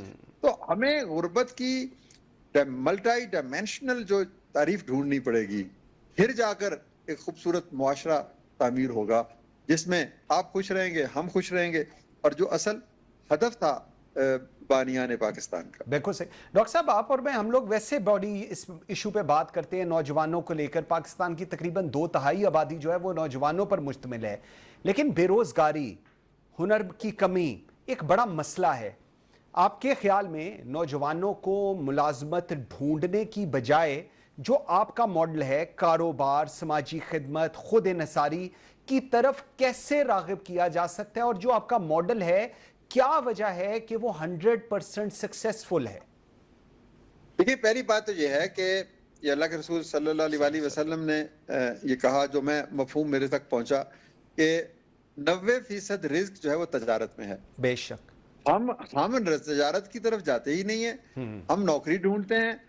ہم تو ایک محفوظ پناہ گاہ کی تلاش میں ہیں کہ ہر مہینے مجھے اتنے پیسے مل جائیں میں خوش ہوں. بھائی کچھ تو یہ آپ یقین رکھیں کہ جو آپ کا رزق ہے وہ خدا نے دینا ہے, کو ہاتھ پاؤں مارو. What is entrepreneurship? What is business? What is leadership? What is risk taking? دنیا ملازموں سے نہیں معاشرہ بڑا ہوتا, معاشرہ بڑا ہوتا ہے انٹرپرینور سے. بالکل ٹھیک. تو ہم کہتے ہیں کہ کاروبار کرو, اچھے کاروباری بنو. نبی پاک صلی اللہ علیہ وسلم کی ایک اور سنت پوری کر دو, بھائی تجارت کرنا شروع کر دو. تجارت میں رزق ہے, تجارت میں عزت ہے, تجارت میں محکومی نہیں ہے. آپ کیوں لاکھ روپے 2 لاکھ روپے یا 10 لاکھ بھی ہو تو آپ کسی کے دروازے پہ جا کے کیوں سجدہ ریز ہوتے ہیں؟ بالکل ٹھیک. اپنی دنیا آپ پیدا کر اگر زندوں میں ہے تو اپنی دنیا خود بنائیں. میں کہتا ہوں کہ پاکستان میں غربت کے خاتمے کے 2 طریقے ہیں. ایک ہے میکرو اکنامک, کہ آپ حکمت عملی ایسی بنائیں, پالیسیز ایسی بنائیں, اور بڑے بڑے جو فیصلے ہوتے ہیں ٹیکسیشن کے اور کمیونیکیشن آپ بنا رہے ہیں, سڑکیں بنا رہے ہیں, ملیں بنا رہے ہیں, ایگریکلچر ہے, لائف سٹاک ہے, امپورٹ ہے, ایکسپورٹ ہے, بہت ساری چیزیں. یہ میکرو لیول کی سوچنے کی باتیں. نمبر 2, ایک مائکرو سطح پہ بھی غربت ختم کرنے کے لیے ہمیں سوچنا پڑے گا. اور مائکرو سطح پہ 2 چیزیں, صرف اور صرف 2 چیز. یا کسی کو ہنر دے دو وہ پیسے کما لے گا, یا کسی کو پیسہ دے دو وہ کاروبار کر لے گا. بالکل ٹھیک. بالکل آپ ہنر بنائیں, ہنر مند بنائیں. ہمیں ایم اے پی ایچ ڈی کی ضرورت نہیں ہے.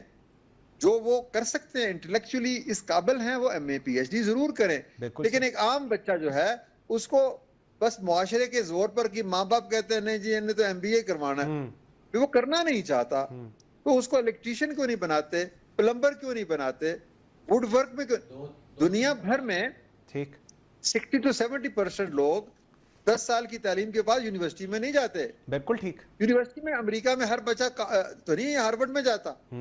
ہارورڈ میں تو پاکستان سے اور دنیا سے لوگ جاتے ہیں اپنا پیسہ خرچ کرنے کے لیے. بالکل ٹھیک ہے.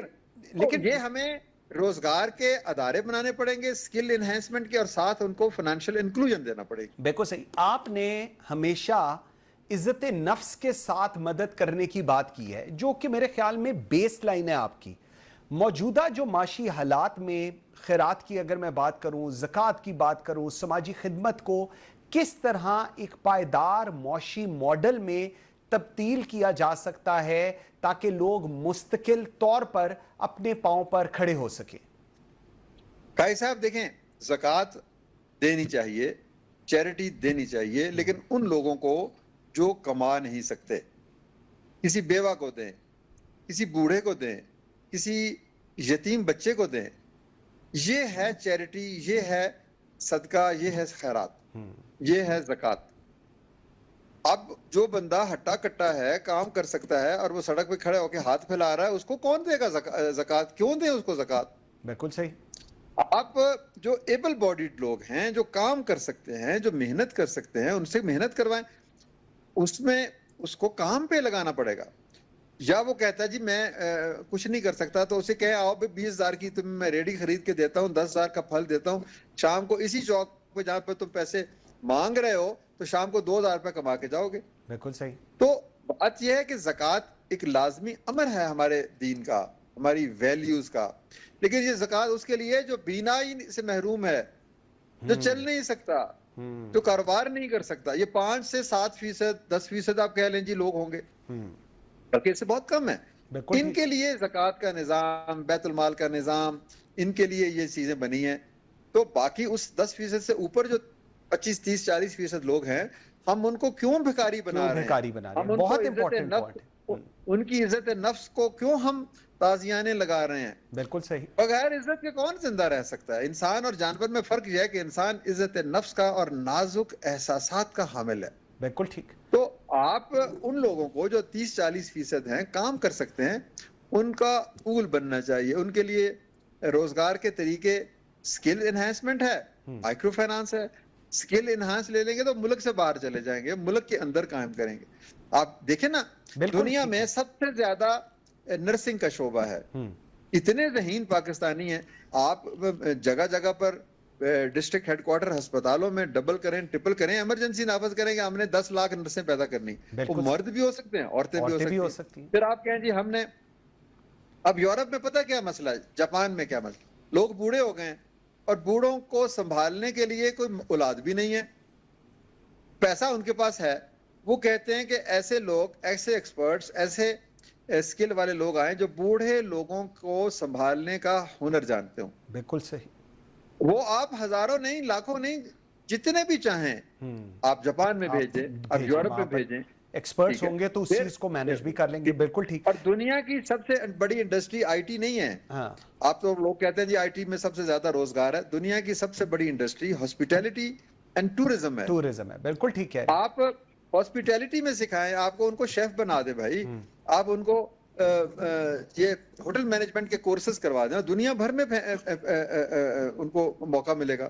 بالکل ٹھیک. تو یہ چیزیں ہمیں ریسرچ کرنی چاہیے کہ ہماری اسٹرینتھ کیا ہے. اچھا ڈاکٹر صاحب ایک اور چیز, ٹھیک, ایک اور چیز ذرا فرمائیے گا. معاشرے کے اندر ہم نے دیکھا ہے بڑھتی ہوئی تقسیم ہے, عدم برداشت ہے, مایوسی کا ماحول ہے. اخوت نے محبت, اعتماد, خدمت خلق کا پیغام دیا.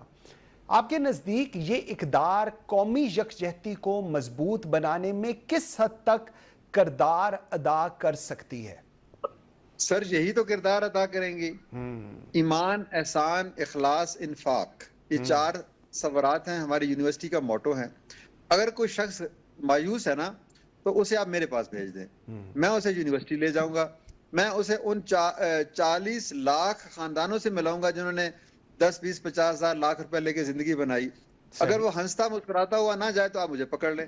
بالکل صحیح. مایوسی سر جو ہے, آپ 24 گھنٹے کمرے میں بند رہیں یا ان لوگوں کی محفل میں بیٹھیں جو خود مایوس ہیں تو آپ مایوس ہو جائیں گے. بالکل ٹھیک کہہ رہے ہیں. آپ فیس بک پہ وہ چیزیں دیکھیں جو آپ کو مایوسی دیتی ہیں اور جس کے نیچے لکھا ہوا ہوتا ہے ایز ریسیوڈ. بھائی کسی جگہ پر ہنگامہ ہو گیا, گاڑی ہو گئی تباہ, لڑائی جھگڑا ہو گیا, پتہ نہیں وہ سچ ہے یا جھوٹ ہے یا کب کا ہے, نیچے لکھ دیتے ہیں ایز ریسیوڈ. اور لوگ کہتے ہیں او جی دنیا میں تو آگ لگی ہوئی ہے, دنیا میں تو بربادی ہو گئی ہے, یہ تو برباد ہو گیا ملک, یہاں پر تو عزت ہی نہیں ہے. بھئی آپ فیس بک میں وہ چیزیں ڈھونڈیں جو ہوپ دیتی ہیں, بالکل صحیح, جو زندگی کے حسن و جمال کو بیان کرتی ہیں. ڈاکٹر صاحب آپ کا دوست بدل رہے ہیں سر. جو آدمی مایوس ہے نا, اگر وہ زندہ رہنا چاہتا ہے تو وہ چند ایسے دوستوں کو ڈھونڈے جو خوش رہنا چاہتے ہیں, جو مسکراتے ہیں. بالکل. ڈاکٹر صاحب ایک ایسا پیغام جو آپ نوجوان نسل کو دیں جو انہیں صرف ایک کامیاب پروفیشنل نہیں بلکہ ایک با کردار, ذمہ دار اور با عمل پاکستانی بنا سکے. سر میں نے بڑے پیغام دیے ہیں, آج آپ کی زبان سے, آپ کے توسط سے ایک اور پیغام دیتے ہیں. Sir please. یہ پہلی چیز یہ ہے کہ رزق کی کمی سے بے نیاز ہو جاؤ. ٹھیک. یہ خدا کا فرمان ہے کہ یہ شیطان ہے جو تمہیں رزق کی تنگی سے ڈراتا ہے. ٹھیک. ہمارے 99% مسائل یہی ہیں کہ پیسہ نہیں ہے, پیسہ کہاں سے آئے گا, رزق نہیں ہے, گھر نہیں ہے, دولت نہیں ہے, روٹی نہیں ہے, بیوی یہ مانگتی ہے, میں اس قابل نہیں ہوں. رزق سے بے نیاز ہو جاؤ, خدا پہ, خود پہ یقین اور خدا پہ یقین, اللہ, اور پھر نکلو میدان میں کام کرو. مزدوری کرنے سے ہم کہتے ہیں کہ امریکہ میں جا کے میکڈونلڈ کے جو باتھ روم ہے وہ میں صاف کر لوں گا, پاکستان میں نہیں کروں گا, اس لیے کہ مجھے لوگ کہیں گے تو معلوم مسلی دا پتر ہے. سماجی درجہ بندی سے آزاد ہوں, خوش رہنا سیکھیں, خوش لوگ رہنے والے لوگوں کے پاس جائیں, اور خدا پہ یقین, خود پہ یقین, اور رزق کی تنگی سے بے نیاز ہو جائے. آپ مجھے لے لیں, یہی نسخہ ہے کامیابی کا. میں تو معمولی آدمی ہوں, میں نے جو سیکھا ہے لوگوں سے وہ یہی ہے. بالکل صحیح ہے. ڈاکٹر امجد ثاقب صاحب بہت شکریہ آپ کے ٹائم دینے کا, ویری گریٹفل جی. ناظرین ایک بریک لیتے ہیں جی, میرے ساتھ رہیے گا. Welcome back after the break جی. ناظرین 14 اگست ہمیں قائد اعظم محمد علی جناح اور تحریک پاکستان کے رہنماؤں کے اس خواب کی یاد دلاتا ہے جس میں پاکستان کو ایک منصف, خود مختار اور فلاحی ریاست بننا تھا. آزادی کے 79 سال بعد ایک وہی ایشو آج کی تاریخ تک پاکستان کے اندر ہے کہ کیا ہم نے پاکستان کے لوگوں کو خود مختار کیا, کیا ہم نے پاکستان کو ایک فلاحی ریاست بنایا. اس پہ بات کرنے کے لیے آئی ایم ویری گریٹفل, میرے ساتھ اس وقت موجود ہیں لیاقت بلوچ صاحب, نائب امیر جماعت اسلامی. لیاقت بلوچ صاحب بہت شکریہ آپ کے ٹائم دینے کا. سر سب سے پہلے فرمائیے گا جو خواب دیکھا گیا تھا، جو اصلاحات کی بات کی گئی تھی، جن شعبوں کو اٹینڈ کرنے کی بات کی گئی تھی، جو علامہ اقبال کا ایک ویژن تھا پاکستان کو لے کر، کس حد تک آج 79 سال بعد ہم اس میں کامیاب ہو سکے ہیں؟ جی بسم اللہ الرحمن الرحیم، بہت شکریہ جی خان صاحب۔ دیکھیں، آپ نے جیسے خود کہا کہ بھی پاکستان تو ایک ایسا ملک ہے، اللہ نے ایک آزادی کی نعمت عطا کی جس میں پہلے نظریے پر اتفاق کیا گیا، پھر ایک تحریک اور جدوجہد اور قربانیاں ہوئیں، اور پھر پاکستان وجود میں آیا اور آزادی کی نعمت ملی۔ بالکل۔ اب بر صغیر کے لوگوں نے جن چیزوں پہ اتفاق کیا تھا وہ علامہ اقبال کا جو دو قومی نظریہ تھا، اور مسلمانوں کے اندر اس جذبے کو ابھارا کہ آپ کی تہذیب، آپ کا عقیدہ، آپ کا رہن سہن بالکل جدا ہے، اور آپ کو اپنے اسی عقیدے اور قرآن کی بنیاد پر ہی اپنے نظام کو تشکیل دینا ہوگا۔ صحیح۔ پھر قائد اعظم علیہ الرحمہ سے بھی اس پوری تحریک میں جب کبھی بھی یہ سوال کیا گیا کہ آپ آزادی حاصل کر رہے ہیں، ایک ملک حاصل کرنے کی کوشش کر رہے ہیں، تو اس میں آپ کا نصب العین، آپ کا مقصد، آپ کا ہدف، آپ کا دستور کیا ہوگا؟ تو قائد اعظم نے بہت ہی جامع طریقے سے بات کہی کہ بھی پاکستان کا دستور تو 1400 سال پہلے قرآن کی صورت میں بن چکا ہے، تو ہم اس آزادی حاصل کرنے کے بعد اس کے سارے احکامات کو، اس کی رہنمائی کو، پاکستان کو ایک اسلامی فلاحی مثالی ریاست بنائیں گے۔ ٹھیک ہے۔ لیکن یہ ساری چیزیں متعین ہونے کے باوجود، اور پاکستان کا مطلب کیا، لا الہ الا اللہ، اور اسی بنیاد پر لوگوں نے اپنا وطن چھوڑا، زمین چھوڑی، جائیدادیں چھوڑیں، اور پاکستان کی طرف ہجرت کی، اور یہاں بھی لوگوں نے جو ہے کہ ایک پرجوش اپنا کردار ادا کیا۔ لیکن اب یہ دونوں پہلو ساتھ ساتھ چل رہے ہیں کہ آزادی مل گئی، اللہ نے بہت بڑی نعمت عطا کی، اور ایک بڑی تعداد میں لوگوں کو یہ حق مل گیا کہ ہم اپنی اہداف اور اپنے نصب العین اور مقصد کے مطابق ریاست کے نظام کو چلائیں۔ ٹھیک، لیکن یہاں ایک مسلسل کشمکش جاری ہے۔ پہلے تو اسی کوئی مغالطوں میں ڈالا گیا کہ پاکستان معیشت کے لیے بنا ہے یا اسلامی نظام کے لیے بنا ہے، یا اس کا کوئی نظریات سے بھی کوئی تعلق ہے کہ نہیں۔ یہ ایک بدقسمتی رہی ہے، ایک بڑا المناک پہلو رہا ہے۔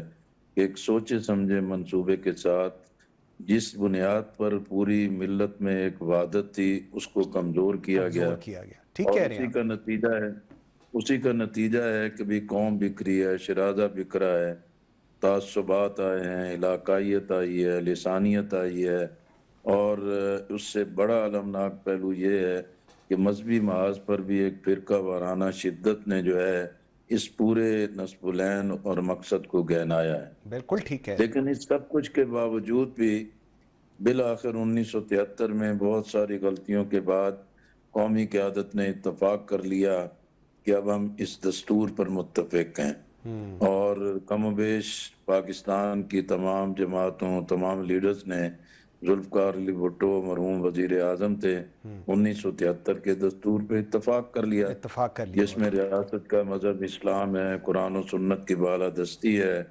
ہماری پارلیمنٹ جو ہے کہ وہ یورپ کی طرح مادر پدر آزاد نہیں، اس کی قانون سازی وہ قرآن و سنت کی پابند ہے، پھر وسائل کی تقسیم ہے، صوبوں کے حقوق ہیں، انتظامیہ اور عدلیہ کی جو علیحدگی ہے، یہ تمام چیزیں موجود ہیں۔ لیکن اب اس میں جو سیاستدان ہیں، سیاسی جماعتیں ہیں، جو جمہوریت کے دعوے دار ہیں، جن کی پاپولیرٹی بھی مختلف مراحل پہ مختلف شخصیات کی ہوتی رہی ہے، انہوں نے خود بھی اس نظریے اور آئین کی پابندی نہیں کی۔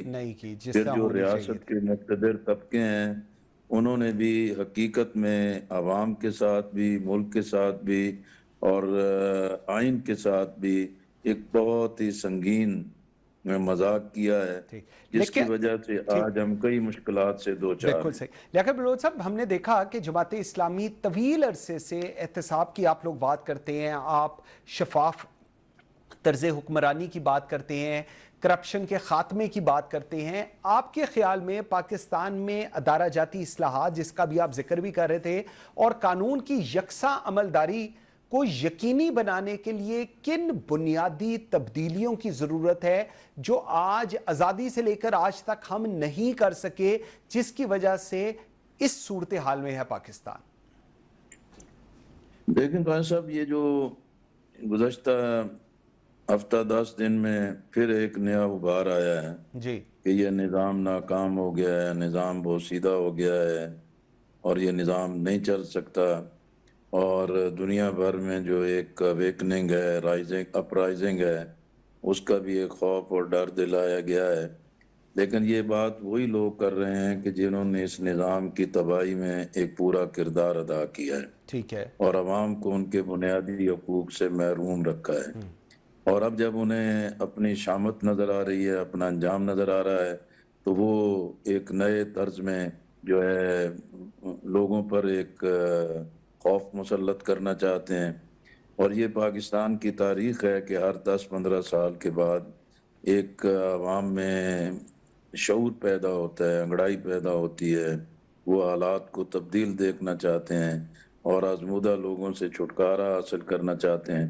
لیکن وہ قلب جو ملک کے قسمت پر قابض ہے, وہ شاطرانہ طریقے سے ان حالات کو بھی پھر اپنے طرف موڑتے ہیں اور اسی طریقے سے ایک ایشوز کو پیدا کر کے لوگوں میں ایک ابہام پیدا کرتے ہیں. بالکل صحیح. تو میں سمجھتا ہوں کہ بھی اصل چیز یہ ہے کہ بھی نظام تو جو کچھ بھی ہے وہ آئین کی صورت میں موجود ہے, عوام کے پاس انتخاب کا حق بھی موجود ہے, پارلیمنٹ بھی موجود ہے, وفاق اور صوبوں کے درمیان جو تعلقات ہیں اس کا دائرہ کار بھی مکمل طور پر واضح ہے, لیکن چیزوں پر عمل درآمد نہیں ہے. بالکل ٹھیک. اس میں سمجھتا ہوں کہ بھی پہلی بنیادی چیز ہے کہ آئین کی پابندی کریں, تمام سٹیک ہولڈرز جو ہے کہ آئین کے دائرے کو تسلیم کریں اور اس کی پابندی کریں. اور دوسرا اہم ترین پہلو یہ ہے کہ پاکستان میں قیادت اور نظام کی تبدیلی کے لیے پائیدار راستہ, محفوظ راستہ وہ انتخاب ہے, بالکل ٹھیک, اور انتخاب بھی شفاف ہو, غیر جانبدارانہ ہو. ٹھیک. لیکن انتخاب پہ شب خون مارا جائے, مینڈیٹ چوری ہو, عوام کے جذبات کا احترام نہ کیا جائے, تو ہم نے دیکھا کہ ملک بھی اسی بنیاد پر ٹوٹا. اور آج بھی اگر عوام میں ایک بڑے پیمانے پر بے اعتمادی ہے تو وہ انتخاب کے تقدس کو پامال کرنے کی وجہ. بالکل ایسی. اس میں تیسرا جو عدل و انصاف ہے, جی عدل و انصاف ہے کہ جب تک عدالت آزاد نہیں ہوگی اور لوگوں کا عدالتوں پر اعتماد نہیں ہوگا تو پھر لوگ چوراہوں میں, جرگوں میں, گلیوں محلوں میں اپنا قانون نافذ کریں گے اور اپنے انصاف کے خود راستے تلاش کریں گے. تو ان غیر آئینی اور قانون سے ماورا جو طریقہ کار ہیں ان کا راستہ روکنے کے لیے لوگوں میں یقین پیدا کرنا ہوگا کہ ہماری عدلیہ آزاد ہے اور عدلیہ جو ہے کہ حق پر مبنی فیصلے کرتی ہے, تو یہ ایک راستہ ناگزیر ہے. اس میں بلوچ صاحب ایک اور چیز, یوم آزادی, آج آزادی کا دن ہے, اس موقع پر قومی اتحاد کی بات ہو رہی ہے. ہم دیکھ رہے ہیں وزیر اعظم کی طرف سے بھی یہی کہا جاتا ہے, باقی جو سیاسی جماعتیں ہیں وہ بھی یہی کہہ رہی ہیں, لیکن سیاسی کشیدگی, سماجی تقسیم اور برداشت میں کبھی بھی ایک حقیقت ہے. آپ کے نزدیک تمام سیاسی جماعتوں کے درمیان کن قومی معاملات پر ایک مشترکہ قومی چارٹر ہونا چاہیے تاکہ ریاستی استحکام کو یقینی بنایا جا سکے؟ دیکھیں, یہ بات تو بالکل درست ہے کہ وزیر اعظم کہیں, صدر پاکستان کہیں یا قومی قیادت میں کوئی بھی یہ پیغام دے کہ وحدت, قومی یکجہتی, ملی یکجہتی, ان چیزوں کو ترجیح ہونی چاہیے. ہم اس کو ویلکم کرتے ہیں. ٹھیک. لیکن میں ایک 14 اگست کے آنے پر ایک تیار شدہ بیانات کا جاری کر دینے سے تو مسئلہ حل نہیں ہوتا. بالکل ٹھیک کہہ رہے ہیں. اصل چیز تو یہ ہے کہ بھی اس وقت حکومت بھی اور سول اور ملٹری اسٹیبلشمنٹ بھی اور سیاسی جمہوری جو قومی قیادت ہے وہ عوام کے کٹہرے میں ہے, بالکل, اور لوگ غصے میں ہیں, لوگوں کے اندر ایک رد عمل ہے. اور وہ کہیں BLA کی صورت میں نکلتا ہے، کہیں TTP کی صورت میں نکلتا ہے، اور ان سارے چیزوں کو پاکستان کی جو دشمن قوتیں ہیں وہ ایک ٹول کی صورت میں استعمال کر رہی ہیں۔ بالکل ٹھیک۔ اب ان ساری چیزوں کے سدباب کے لیے پہلی ضرورت یہ ہے کہ ہماری قومی ترجیحات کا تعین ہونا چاہیے، نیشنل پرائورٹیز کا تعین ہونا کہ وہ چاہیے، ہیں کیا۔ بالکل ٹھیک۔ اور دوسرا اس میں یہ ہے کہ بھئی جو پولیٹیکل ایک کرائسس ہے، سیاسی بحران ہے، کہ یہ قومی ڈائلاگ کے ذریعے حل ہو سکتا ہے، ضد نہیں ہونی چاہیے، ہٹ درمی نہیں ہونی چاہیے، کٹی نہیں ہونی چاہیے کہ نہیں بھی ہم ایک دوسرے کے ساتھ بات نہیں کر سکتے۔ سیاستدان کا، اسٹیٹس مین شپ کا، بالغ نظری کا یہی راستہ ہوتا ہے کہ بات چیت کے ساتھ مسائل کا حل تلاش کیا جائے۔ بالکل اس لیے نیشنل لیڈرشپ کو اس طرف آنا ہوگا اور اپنی غلطیوں کا ازالہ کرنا ہوگا۔ تیسرا جو اہم ترین چیز ہے کہ بھی قومی ترجیحات کا ایک کم از کم ایجنڈا، ٹھیک ہے، جو میں بار بار ایک عرصے سے اس کو دہراتا چلا جا رہا ہوں کہ آئین کا تحفظ ہے، آزاد عدلیہ کا قیام ہے، جو انیشلی آپ نے باتیں کی ہیں، بالکل ایسے ہی ہے، کی منصفانہ تقسیم ہے، اور وفاق اور صوبوں کے درمیان جو تعلقات کی کشیدگی ہے وہ آئینی ادارہ ہے، مشترکہ مفادات کونسل، اس کی بنیاد پر چیزوں کو طے کیا جانا چاہیے۔ پھر جو صوبے اپنا حق ملکیت مانگتے ہیں، ٹھیک ہے، ایک آئین بھی واضح ہے، لیکن جہاں سے معدنیات ہیں، جہاں سے یہ وسائل پیدا ہو رہے ہیں، ان سے بھی چیزوں کو آگے لے کر چلنا چاہیے، تسلیم کیا جائے، اور آپ طاقت سے، زبردستی سے، اور آپ جتھے بنا کے آپ یہ سمجھیں کہ لوگوں کی زمینیں ہتھیا لی جائیں اور ان کو ان کا حق نہ دیا جائے، صوبوں کے اوپر ایک پریشر پیدا کر دیا جائے، اور یہ فارم 47 کی اگر حکومتیں موجود ہیں ان کی کمزوری کا فائدہ اٹھا کے آج لمحہ موجود میں آپ طاقت سے چیزوں کو اچیو بھی کر لیں، لیکن وہ زہر جو عوام کے اندر پھیلتا چلا جائے گا اس کا بعد میں ازالہ ممکن نہیں ہوگا۔ بالکل ٹھیک ہے، اس لیے ان بنیادی چیزوں کو پیش نظر رکھنا چاہیے اور اس کو اٹینڈ کرنے کی ضرورت ہے۔ لیاقت بلوچ صاحب، تھینک یو ویری مچ، بہت شکریہ آپ کے ٹائم دینے کا۔ ناظرین بریک لیتے ہیں جی، بریک سے واپس آئیں گے تو ایئر مارشل سعید محمد خان میرے ساتھ ہوں گے چھوٹی سی بریک کے بعد۔ اس صورتحال پہ بات کرنے کے لیے ایم ویری گریٹفل، مجھے جوائن کیا ہے ایئر مارشل سعید محمد خان صاحب نے، former vice chief of air staff بھی رہے ہیں۔ سر بہت شکریہ آپ کے ٹائم دینے کا۔ جزا فرمائیے گا، پاکستان ایئر فورس نے محدود وسائل کے باوجود پیشہ ورانہ صلاحیت، تربیت اور جدید ٹیکنالوجی کے ذریعے عالمی سطح پر اپنی شناخت بنائی۔ آپ کے خیال میں اس کامیابی کا سب سے اہم ریزن آپ کیا سمجھتے ہیں؟ کیونکہ ٹائم سپین ہم جب بات کرتے ہیں آزادی سے لے کر اب تک، ہمیشہ سے پاکستان ایئر فورس ایک لیڈنگ پوزیشن میں رہی ہے ود ریسپیکٹ ٹو اینیمی۔ کیسے دیکھتے ہیں آپ اس کو؟ بسم اللہ الرحمن الرحیم۔ منصور، پہلے تو آپ کا شکریہ کہ آپ نے اپنے پروگرام میں انوائٹ کیا۔ دیکھیے، جو واحد وجہ ہے جو میں سمجھتا ہوں کہ پاکستان ایئر فورس نے ہمیشہ اپنے ہر مقصد میں کامیابی حاصل کی ہے تو وہ رحمت خدا بندی ہے۔ اللہ تعالیٰ نے ہمیشہ پاکستان ایئر فورس کے اوپر اپنا نظر کرم رکھا ہے، اور اس کی لیڈرشپ نے اپنے آرگنائزیشن کے لیے ہمیشہ جو اہداف بنائے ہیں، اللہ تعالیٰ نے ہمیشہ ان اعمال کے اندر اپنی برکت ڈالی ہے۔ سو اللہ کی رضا اور خوشنودی کے بغیر یہ مقصد پورا نہیں ہو سکتا۔ ٹھیک، لیکن coming over to as to how Pakistan air force trained itself to be at this position, تو میں یہ کہوں گا کہ یہ تقریباً 5 سے 6 دہائیوں کا سفر ہے۔ ٹھیک، 1970s میں جب امریکہ نے اپنا ٹاپ گن اسکول بنایا تو پاکستان نے اپنا کامبیٹ کمانڈو اسکول بنایا، ٹھیک، اور ہم نے اس کامبیٹ کمانڈو اسکول کو اتنی وقت دی کہ کوئی جو آپریشنل کمانڈر تھا، یعنی کہ یونٹ کمانڈر اور اس کے نیچے جو 2 آپریشنل کمانڈرز ہوتے ہیں، ان میں سے کوئی بھی اس اسکول کا گریجویٹ ہوئے بغیر نہیں ہو سکتا تھا، جس کا مطلب یہ تھا کہ پاکستان ایئر فورس نے اپنے محدود وسائل کو سامنے رکھتے ہوئے بہترین ٹریننگ کے اوپر اپنی توجہ مرکوز کی۔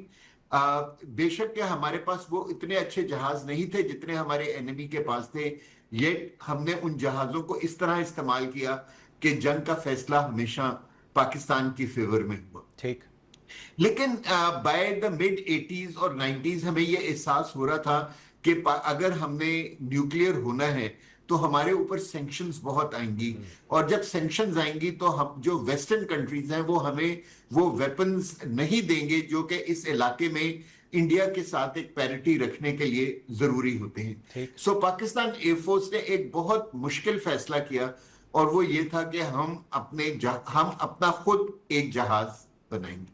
और मैं जिस टाइम फ्रेम की बात कर रहा हूं मंसूर आपके साथ, उस वक्त दुनिया की 3-4 एयर फोर्सेस ने ये इस तरह के मकासद हासिल करने की कोशिश की थी, जिनमें इंडिया भी शामिल था, इजराइल भी शामिल था, फ्रांस भी शामिल था, और यूके भी शामिल था। लेकिन मैं बड़ी फख्र से आज आपको ये बात बताता हूं कि सिवाय पाकिस्तान के कोई कंट्री सक्सेसफुल नहीं हुई। वेस्टर्न कंट्रीज ने तो अर्ली 2000s में ही अपने प्रोजेक्ट्स को डंप कर दिया, और इंडिया ने अब वो उनकी एयरफोर्स ये जहाज नहीं बना सकी तो उन्होंने हिंदुस्तान एरोनॉटिक्स को दे दिया, और हिंदुस्तान एरोनॉटिक्स ने जो तेजाज बनाया है उसके बारे में आप मुझसे बेहतर जानते हैं। सो जब पाकिस्तान एयरफोर्स ने ये इरादा किया तो एक इसके साथ एक और बहुत बड़ा था कि हम इस जहाज को चीप बनाना चाहते थे, इस जहाज को अपनी एयरफोर्स की बैकबोन बनाना चाहते थे, और हम ये चाहते थे कि जैसे जैसे टेक्नोलॉजी बेहतर होती जाती है हमारे पास ये एबिलिटी होनी चाहिए कि हम इस जहाज को अपग्रेड करते रहे। बिल्कुल ठीक। सो अब आप देख लीजिए कि माशाल्लाह हम JF-17 ब्लॉक 3 के अंदर पहुंच चुके हैं, और JF-17 ब्लॉक 3 राफेल, यूरोफाइटर और जो MiG-35 है उसके मुकाबले का जहाज। बिल्कुल। अच्छा सर, इसमें एक जी इसमें सर मुझे एक और चीज जरा थोड़ी सी एड अप कीजिएगा इसमें कि आजादी से लेकर आज तक पाकिस्तान ने मुख्तलिफ अदवार गुजारे हैं, जिसमें हम देखते हैं कि कुदरती आफात भी आई हैं, हंगामी हालात भी हुए हैं, सिक्योरिटी चैलेंजेस का सबसे ज़्यादा पाकिस्तान को फेस करना पड़ा। लेकिन इस सारे के अंदर मुसल्लह अफवाज की अगर मैं बात करूं ओवरऑल, और अवाम हमेशा हमने देखा कि साथ साथ खड़े रहे हैं। आप अपनी सर्विस के अंदर जब आप इस चीज़ को एवेल्युएट करते हैं, क्योंकि फ़ौजें बिल्कुल जंग लड़ती हैं, लेकिन फ़ौजें तब जंग लड़ती हैं जब अवाम साथ खड़ी हो, ऐसे इसको आप किस तरह over the period of time आपने किस तरह एवेल्युएट किया है इस सूरत हाल को? देखिए, पाकिस्तान एयरफोर्स इस सेंस में बहुत लकी रही है कि एक तो पाकिस्तान एयरफोर्स हमेशा अवाम की तवक्कुआत के ऊपर पूरा उतरी है, और फिर पूरी अवाम जो है वो हमेशा पाकिस्तान एयरफोर्स के पीछे जो है ना रॉक सॉलिड खड़ी रही है। सो हमें हमेशा अवाम से वो मोहब्बत, वो इज्जत मिली है, जिसकी वजह से पाकिस्तान एयरफोर्स का हर बंदा जो है वो क्या कहते हैं इस मुल्क के ऊपर अपनी जान निछावर करना अपना फख्र समझता है। लेकिन देखिए, जो एक्सीलेंस है ना वो सिर्फ नीयत से नहीं आती या वो जज्बे से नहीं आती, उसके लिए मेहनत करनी पड़ती है और दिन रात मेहनत करनी पड़ती है।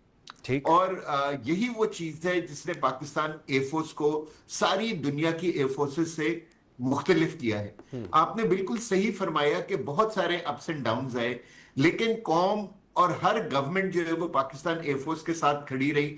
जो हमें नेसेसरी फंड्स चाहिए थे, क्योंकि हमने हर चीज बहुत कम पैसों में करने की हमेशा कोशिश की, लेकिन जो भी नेसेसरी फंड्स थे वो हर गवर्नमेंट ने पाकिस्तान एयरफोर्स को प्रोवाइड किए। और आज अगर पाकिस्तान एयरफोर्स एक खास मुकाम हासिल कर चुकी है दुनिया की एयरफोर्सेस के बीच में, तो ये सिर्फ और सिर्फ वो मोहब्बत थी पाकिस्तानी कौम की जो उनके पीछे खड़ी हुई थी, और एक वो जज्बा था हर एयरमैन के अंदर कि हमने अपनी कौम की तवक्कुआत के ऊपर पूरा उतरना है। सो इन दोनों का अगर आप ये यानी कि इन दोनों को जेल करें एक साथ, तो फिर आपको एक ऐसी फोर्स मिलती है जिसके ऊपर ना सिर्फ अपनी हमारी कौम बल्कि पूरी दुनिया फख्र करती है। अच्छा सर, एक और चीज, 14 अगस्त 1947 से लेकर आज तक 79 साल हो गए हैं। आपके नज़दीक पाकिस्तान का सबसे बड़ा कौमी असासा क्या है? क्या नौजवान आबादी को आप देखते हैं, जो हमारा जोग्राफी महल वकू है वो है, हमारी डिफेंस स्ट्रैटेजी है, हमारे मादनी वसाइल हैं, کس طرح آپ ایویلویٹ کرتے ہیں اگر آپ پاکستان کو سنس 1947 سے لے کر ٹل ٹوڈیز ڈیٹ تک ہمارے ایسٹس کی بات کریں کہ یہ ہے وہ چیز؟ منصور، میرے خیال میں جو پاکستان کی سب سے بڑی اسٹرینتھ ہے نا وہ ہماری یونٹی ہے. اوکے، ٹھیک ہے نا. ہمارے اندر اختلافات ہوں گے، کیا کہتے ہیں پولیٹیکل اختلافات ہوں گے، لیکن جب بھی قوم کے اوپر ایک مشکل وقت آیا ہماری قوم ہر چیز سے مبرہ ہو کے ایک یونٹ بن جاتی ہے. اور میرا خیال ہے کہ یہ وہ ایک خاص خصوصیت ہے پاکستانی قوم کے اندر جس نے ہمیشہ پاکستان کو ہر مشکل سے سرخرو ہو کے نکلنے کی طاقت عطا کی ہے. ٹھیک. سو میرے خیال میں اگر ہم اسی طرح یونائٹڈ رہیں، ہمیں یہ ہمیشہ یہ احساس رہے کہ یہ ملک جو ہے وہ اللہ تعالیٰ کی طرف سے ایک اس علاقے کے مسلمانوں کے لیے ایک بہت بڑی رحمت ہے جو اس نے مسلمانوں کو عطا کی ہے. آپ دیکھیے کہ 1947 سے لے کے آج تک انڈیا میں مسلمانوں کا کیا حال ہو رہا ہے. آپ یہ دیکھیں کہ انڈیا نے بنگلہ دیش میں مسلمانوں کا کیا حال کیا. آپ اپنے ویسٹ میں دیکھیں کہ مسلمانوں کے ساتھ کیا کیا کچھ نہیں ہو رہا. لیکن ساری مشکلات ہونے کے باوجود ایک پاکستان ہے جو سٹرونگ ہے. الحمدللہ اللہ تعالیٰ نے ہمیں ایک نیوکلیئر پاور بنا دیا ہے جس کی وجہ سے ہماری ایگزسٹینشل تھریٹ جو ہمارے اوپر ہمیشہ سے رہتی تھی وہ ختم ہو گئی ہے. اب نیوکلیئر پاور ہونے کی وجہ سے ہم یہ کہہ سکتے ہیں کہ کوئی ہمارا اینمی نہ ہم سے کنونشنل اور نہ ہی سب کنونشنل ڈومین میں ہمارے ساتھ مقابلہ کر سکتا ہے. سو میرے خیال میں جو ہمارے قوم کی یونٹی ہے جو اور ہمارے قوم کا فوکس ہے اپنے مقاصد حاصل کرنے کے لیے، میں اس کو جو ہے نا کیا کہتے ہیں سب سے بڑی کیپیبلٹی پاکستانیوں کی سمجھتا ہوں، اور میں امید کرتا ہوں کہ یہ آگے بھی اسی طرح رہے گا. بالکل صحیح. سر آپ دیکھیے ہر قوم کے اندر اور خاص طور پہ جہاں اتنے زیادہ فیڈریٹنگ یونٹس ہوں اور جہاں اتنے زیادہ ایتھنیسٹیز ایک ملک کے اندر رہتی ہوں وہاں ڈفرینسز ہونا ایک نارمل سی چیز ہے. کبھی وہ ڈفرینسز بہت ابھر کر سامنے آ جاتے ہیں، کبھی وہ پیچھے چلے جاتے ہیں. لیکن آپ پچھلے 78 ایئرز کا سفر دیکھیں منظور، جب بھی ملک کے اوپر کوئی مصیبت آئی، 65 ہو، 71 ہو، 2001 ہو، 2015 ہو، 2019 ہو، 2025 ہو، میں جب بھی ملک کے اوپر ایک مشکل وقت آیا دشمن نے ہمارے اوپر ایگریشن کرنے کی کوشش کی تو پوری قوم ایک سیسا پلائی ہوئی دیوار کی طرح ایک ہو گئی. اور آپ یہ دیکھ لیں کہ دشمن کو ہمیشہ پاکستان کے ہاتھوں شکست کا سامنا کرنا. سر ایک اور چیز بتائیں ذرا، پاکستان کی ایک جغرافیائی اہمیت ہے، اس کو کوئی چینج نہیں کر سکتا، ہمارے علاقائی روابط ہیں، اور خارجہ پالیسی کو دیکھتے ہوئے آپ کے نزدیک آئندہ چند برسوں میں پاکستان کے لیے سب سے بڑا موقع کیا ہے؟ کیا ایسی چیز ہے جو آپ کو لگتا ہے کہ اگر اس کو چیریش کیا جائے، اگر اس کو اٹینڈ کیا جائے تو یہ ڈاؤن دا روڈ پاکستان کے لیے ایک بہت بڑی ونڈو آف اپرچونٹی اوپن کر سکتی ہے؟ میرے خیال میں یہ جو ایران امریکہ وار ہوئی ہے اس نے پاکستان کے لیے جو ہے نا ایک ایسے ایونیو کھول دیا ہے جس کے لیے میرا خیال ہے کہ ہم اللہ کا جتنا شکر ادا کریں وہ کم ہے. دیکھیے 1990 سے جب سے یو ایس ایس آر کا ڈیبیکل ہوا تھا، جو اینمی ہے فار دا ویسٹرن ورلڈ وہ کوئی ملک نہیں تھا بلکہ ایک سویلائزیشن تھی جو کہ مسلم سویلائزیشن تھی. اور بہت کوشش کی گئی پچھلے 25 سے 30 سال کے اندر کہ آپ جو ہے کیا کہتے ہیں مسلمانوں کو ڈیوائیڈ کریں یا ایتھنک لائنز کے اوپر یا آپ سیکٹیرین لائنز کے اوپر. اور میرے خیال میں جو ہمارے دشمن ہیں وہ کافی حد تک اس میں کامیاب بھی ہو گئے تھے. لیکن اس جنگ نے ایک ایسا موقع فراہم کیا ہے مسلمانوں کو اور خاص طور پہ پاکستان کو کہ جو ہے نا یہ سارے جو ڈفرینسز ہیں یہ ختم ہوتے ہوئے نظر آ رہے ہیں. اور کیونکہ پاکستان اس وقت مسلم دنیا کا سب سے سٹرونگ ملک ہے تو اب مسلمان آپس میں ایک ریجنل ڈیفنس الائنس بنانے کی طرف سوچنا شروع ہو گئے ہیں کیونکہ ان کو اندازہ ہو گیا ہے کہ ٹریلینز آف ڈالرز کے ویپنز خریدنے سے بہتر ہے کہ ٹریلینز آف ڈالرز لگائے جائیں اپنی عوام کی بہتری کے لیے اور ایک دوسرے کے ساتھ یکجا رہنے میں. بالکل. سو میرے خیال میں آپ آنے والے دنوں میں ان دا نیکسٹ यानी कि I would say from the next week onwards आप ये देखेंगे मंसूर कि पाकिस्तान जो है वो एक सेंट्रल कंट्री होगा उस रीजनल डिफेंस अलायंस का, जो कि गल्फ और ईस्ट और वेस्ट एशिया के अंदर मुसलमान ममालिक के अंदर बनने जा रहा है। बिल्कुल। और अगर वो अगर ये अलायंस बन गया, या आप उसको कहें कि एक नया डिफेंस पैराडाइम बन गया, तो पाकिस्तान के लिए बहुत मौके होंगे अपनी कैपेबिलिटी को दूसरे ममालिक के साथ पहुंचाने में। मार्शल सईद मोहम्मद खान साहब, थैंक यू वेरी मच, बहुत शुक्रिया आपके टाइम देने का। नाज़रीन, आज़म काजी को दीजिए इजाजत, अल्लाह हाफिज।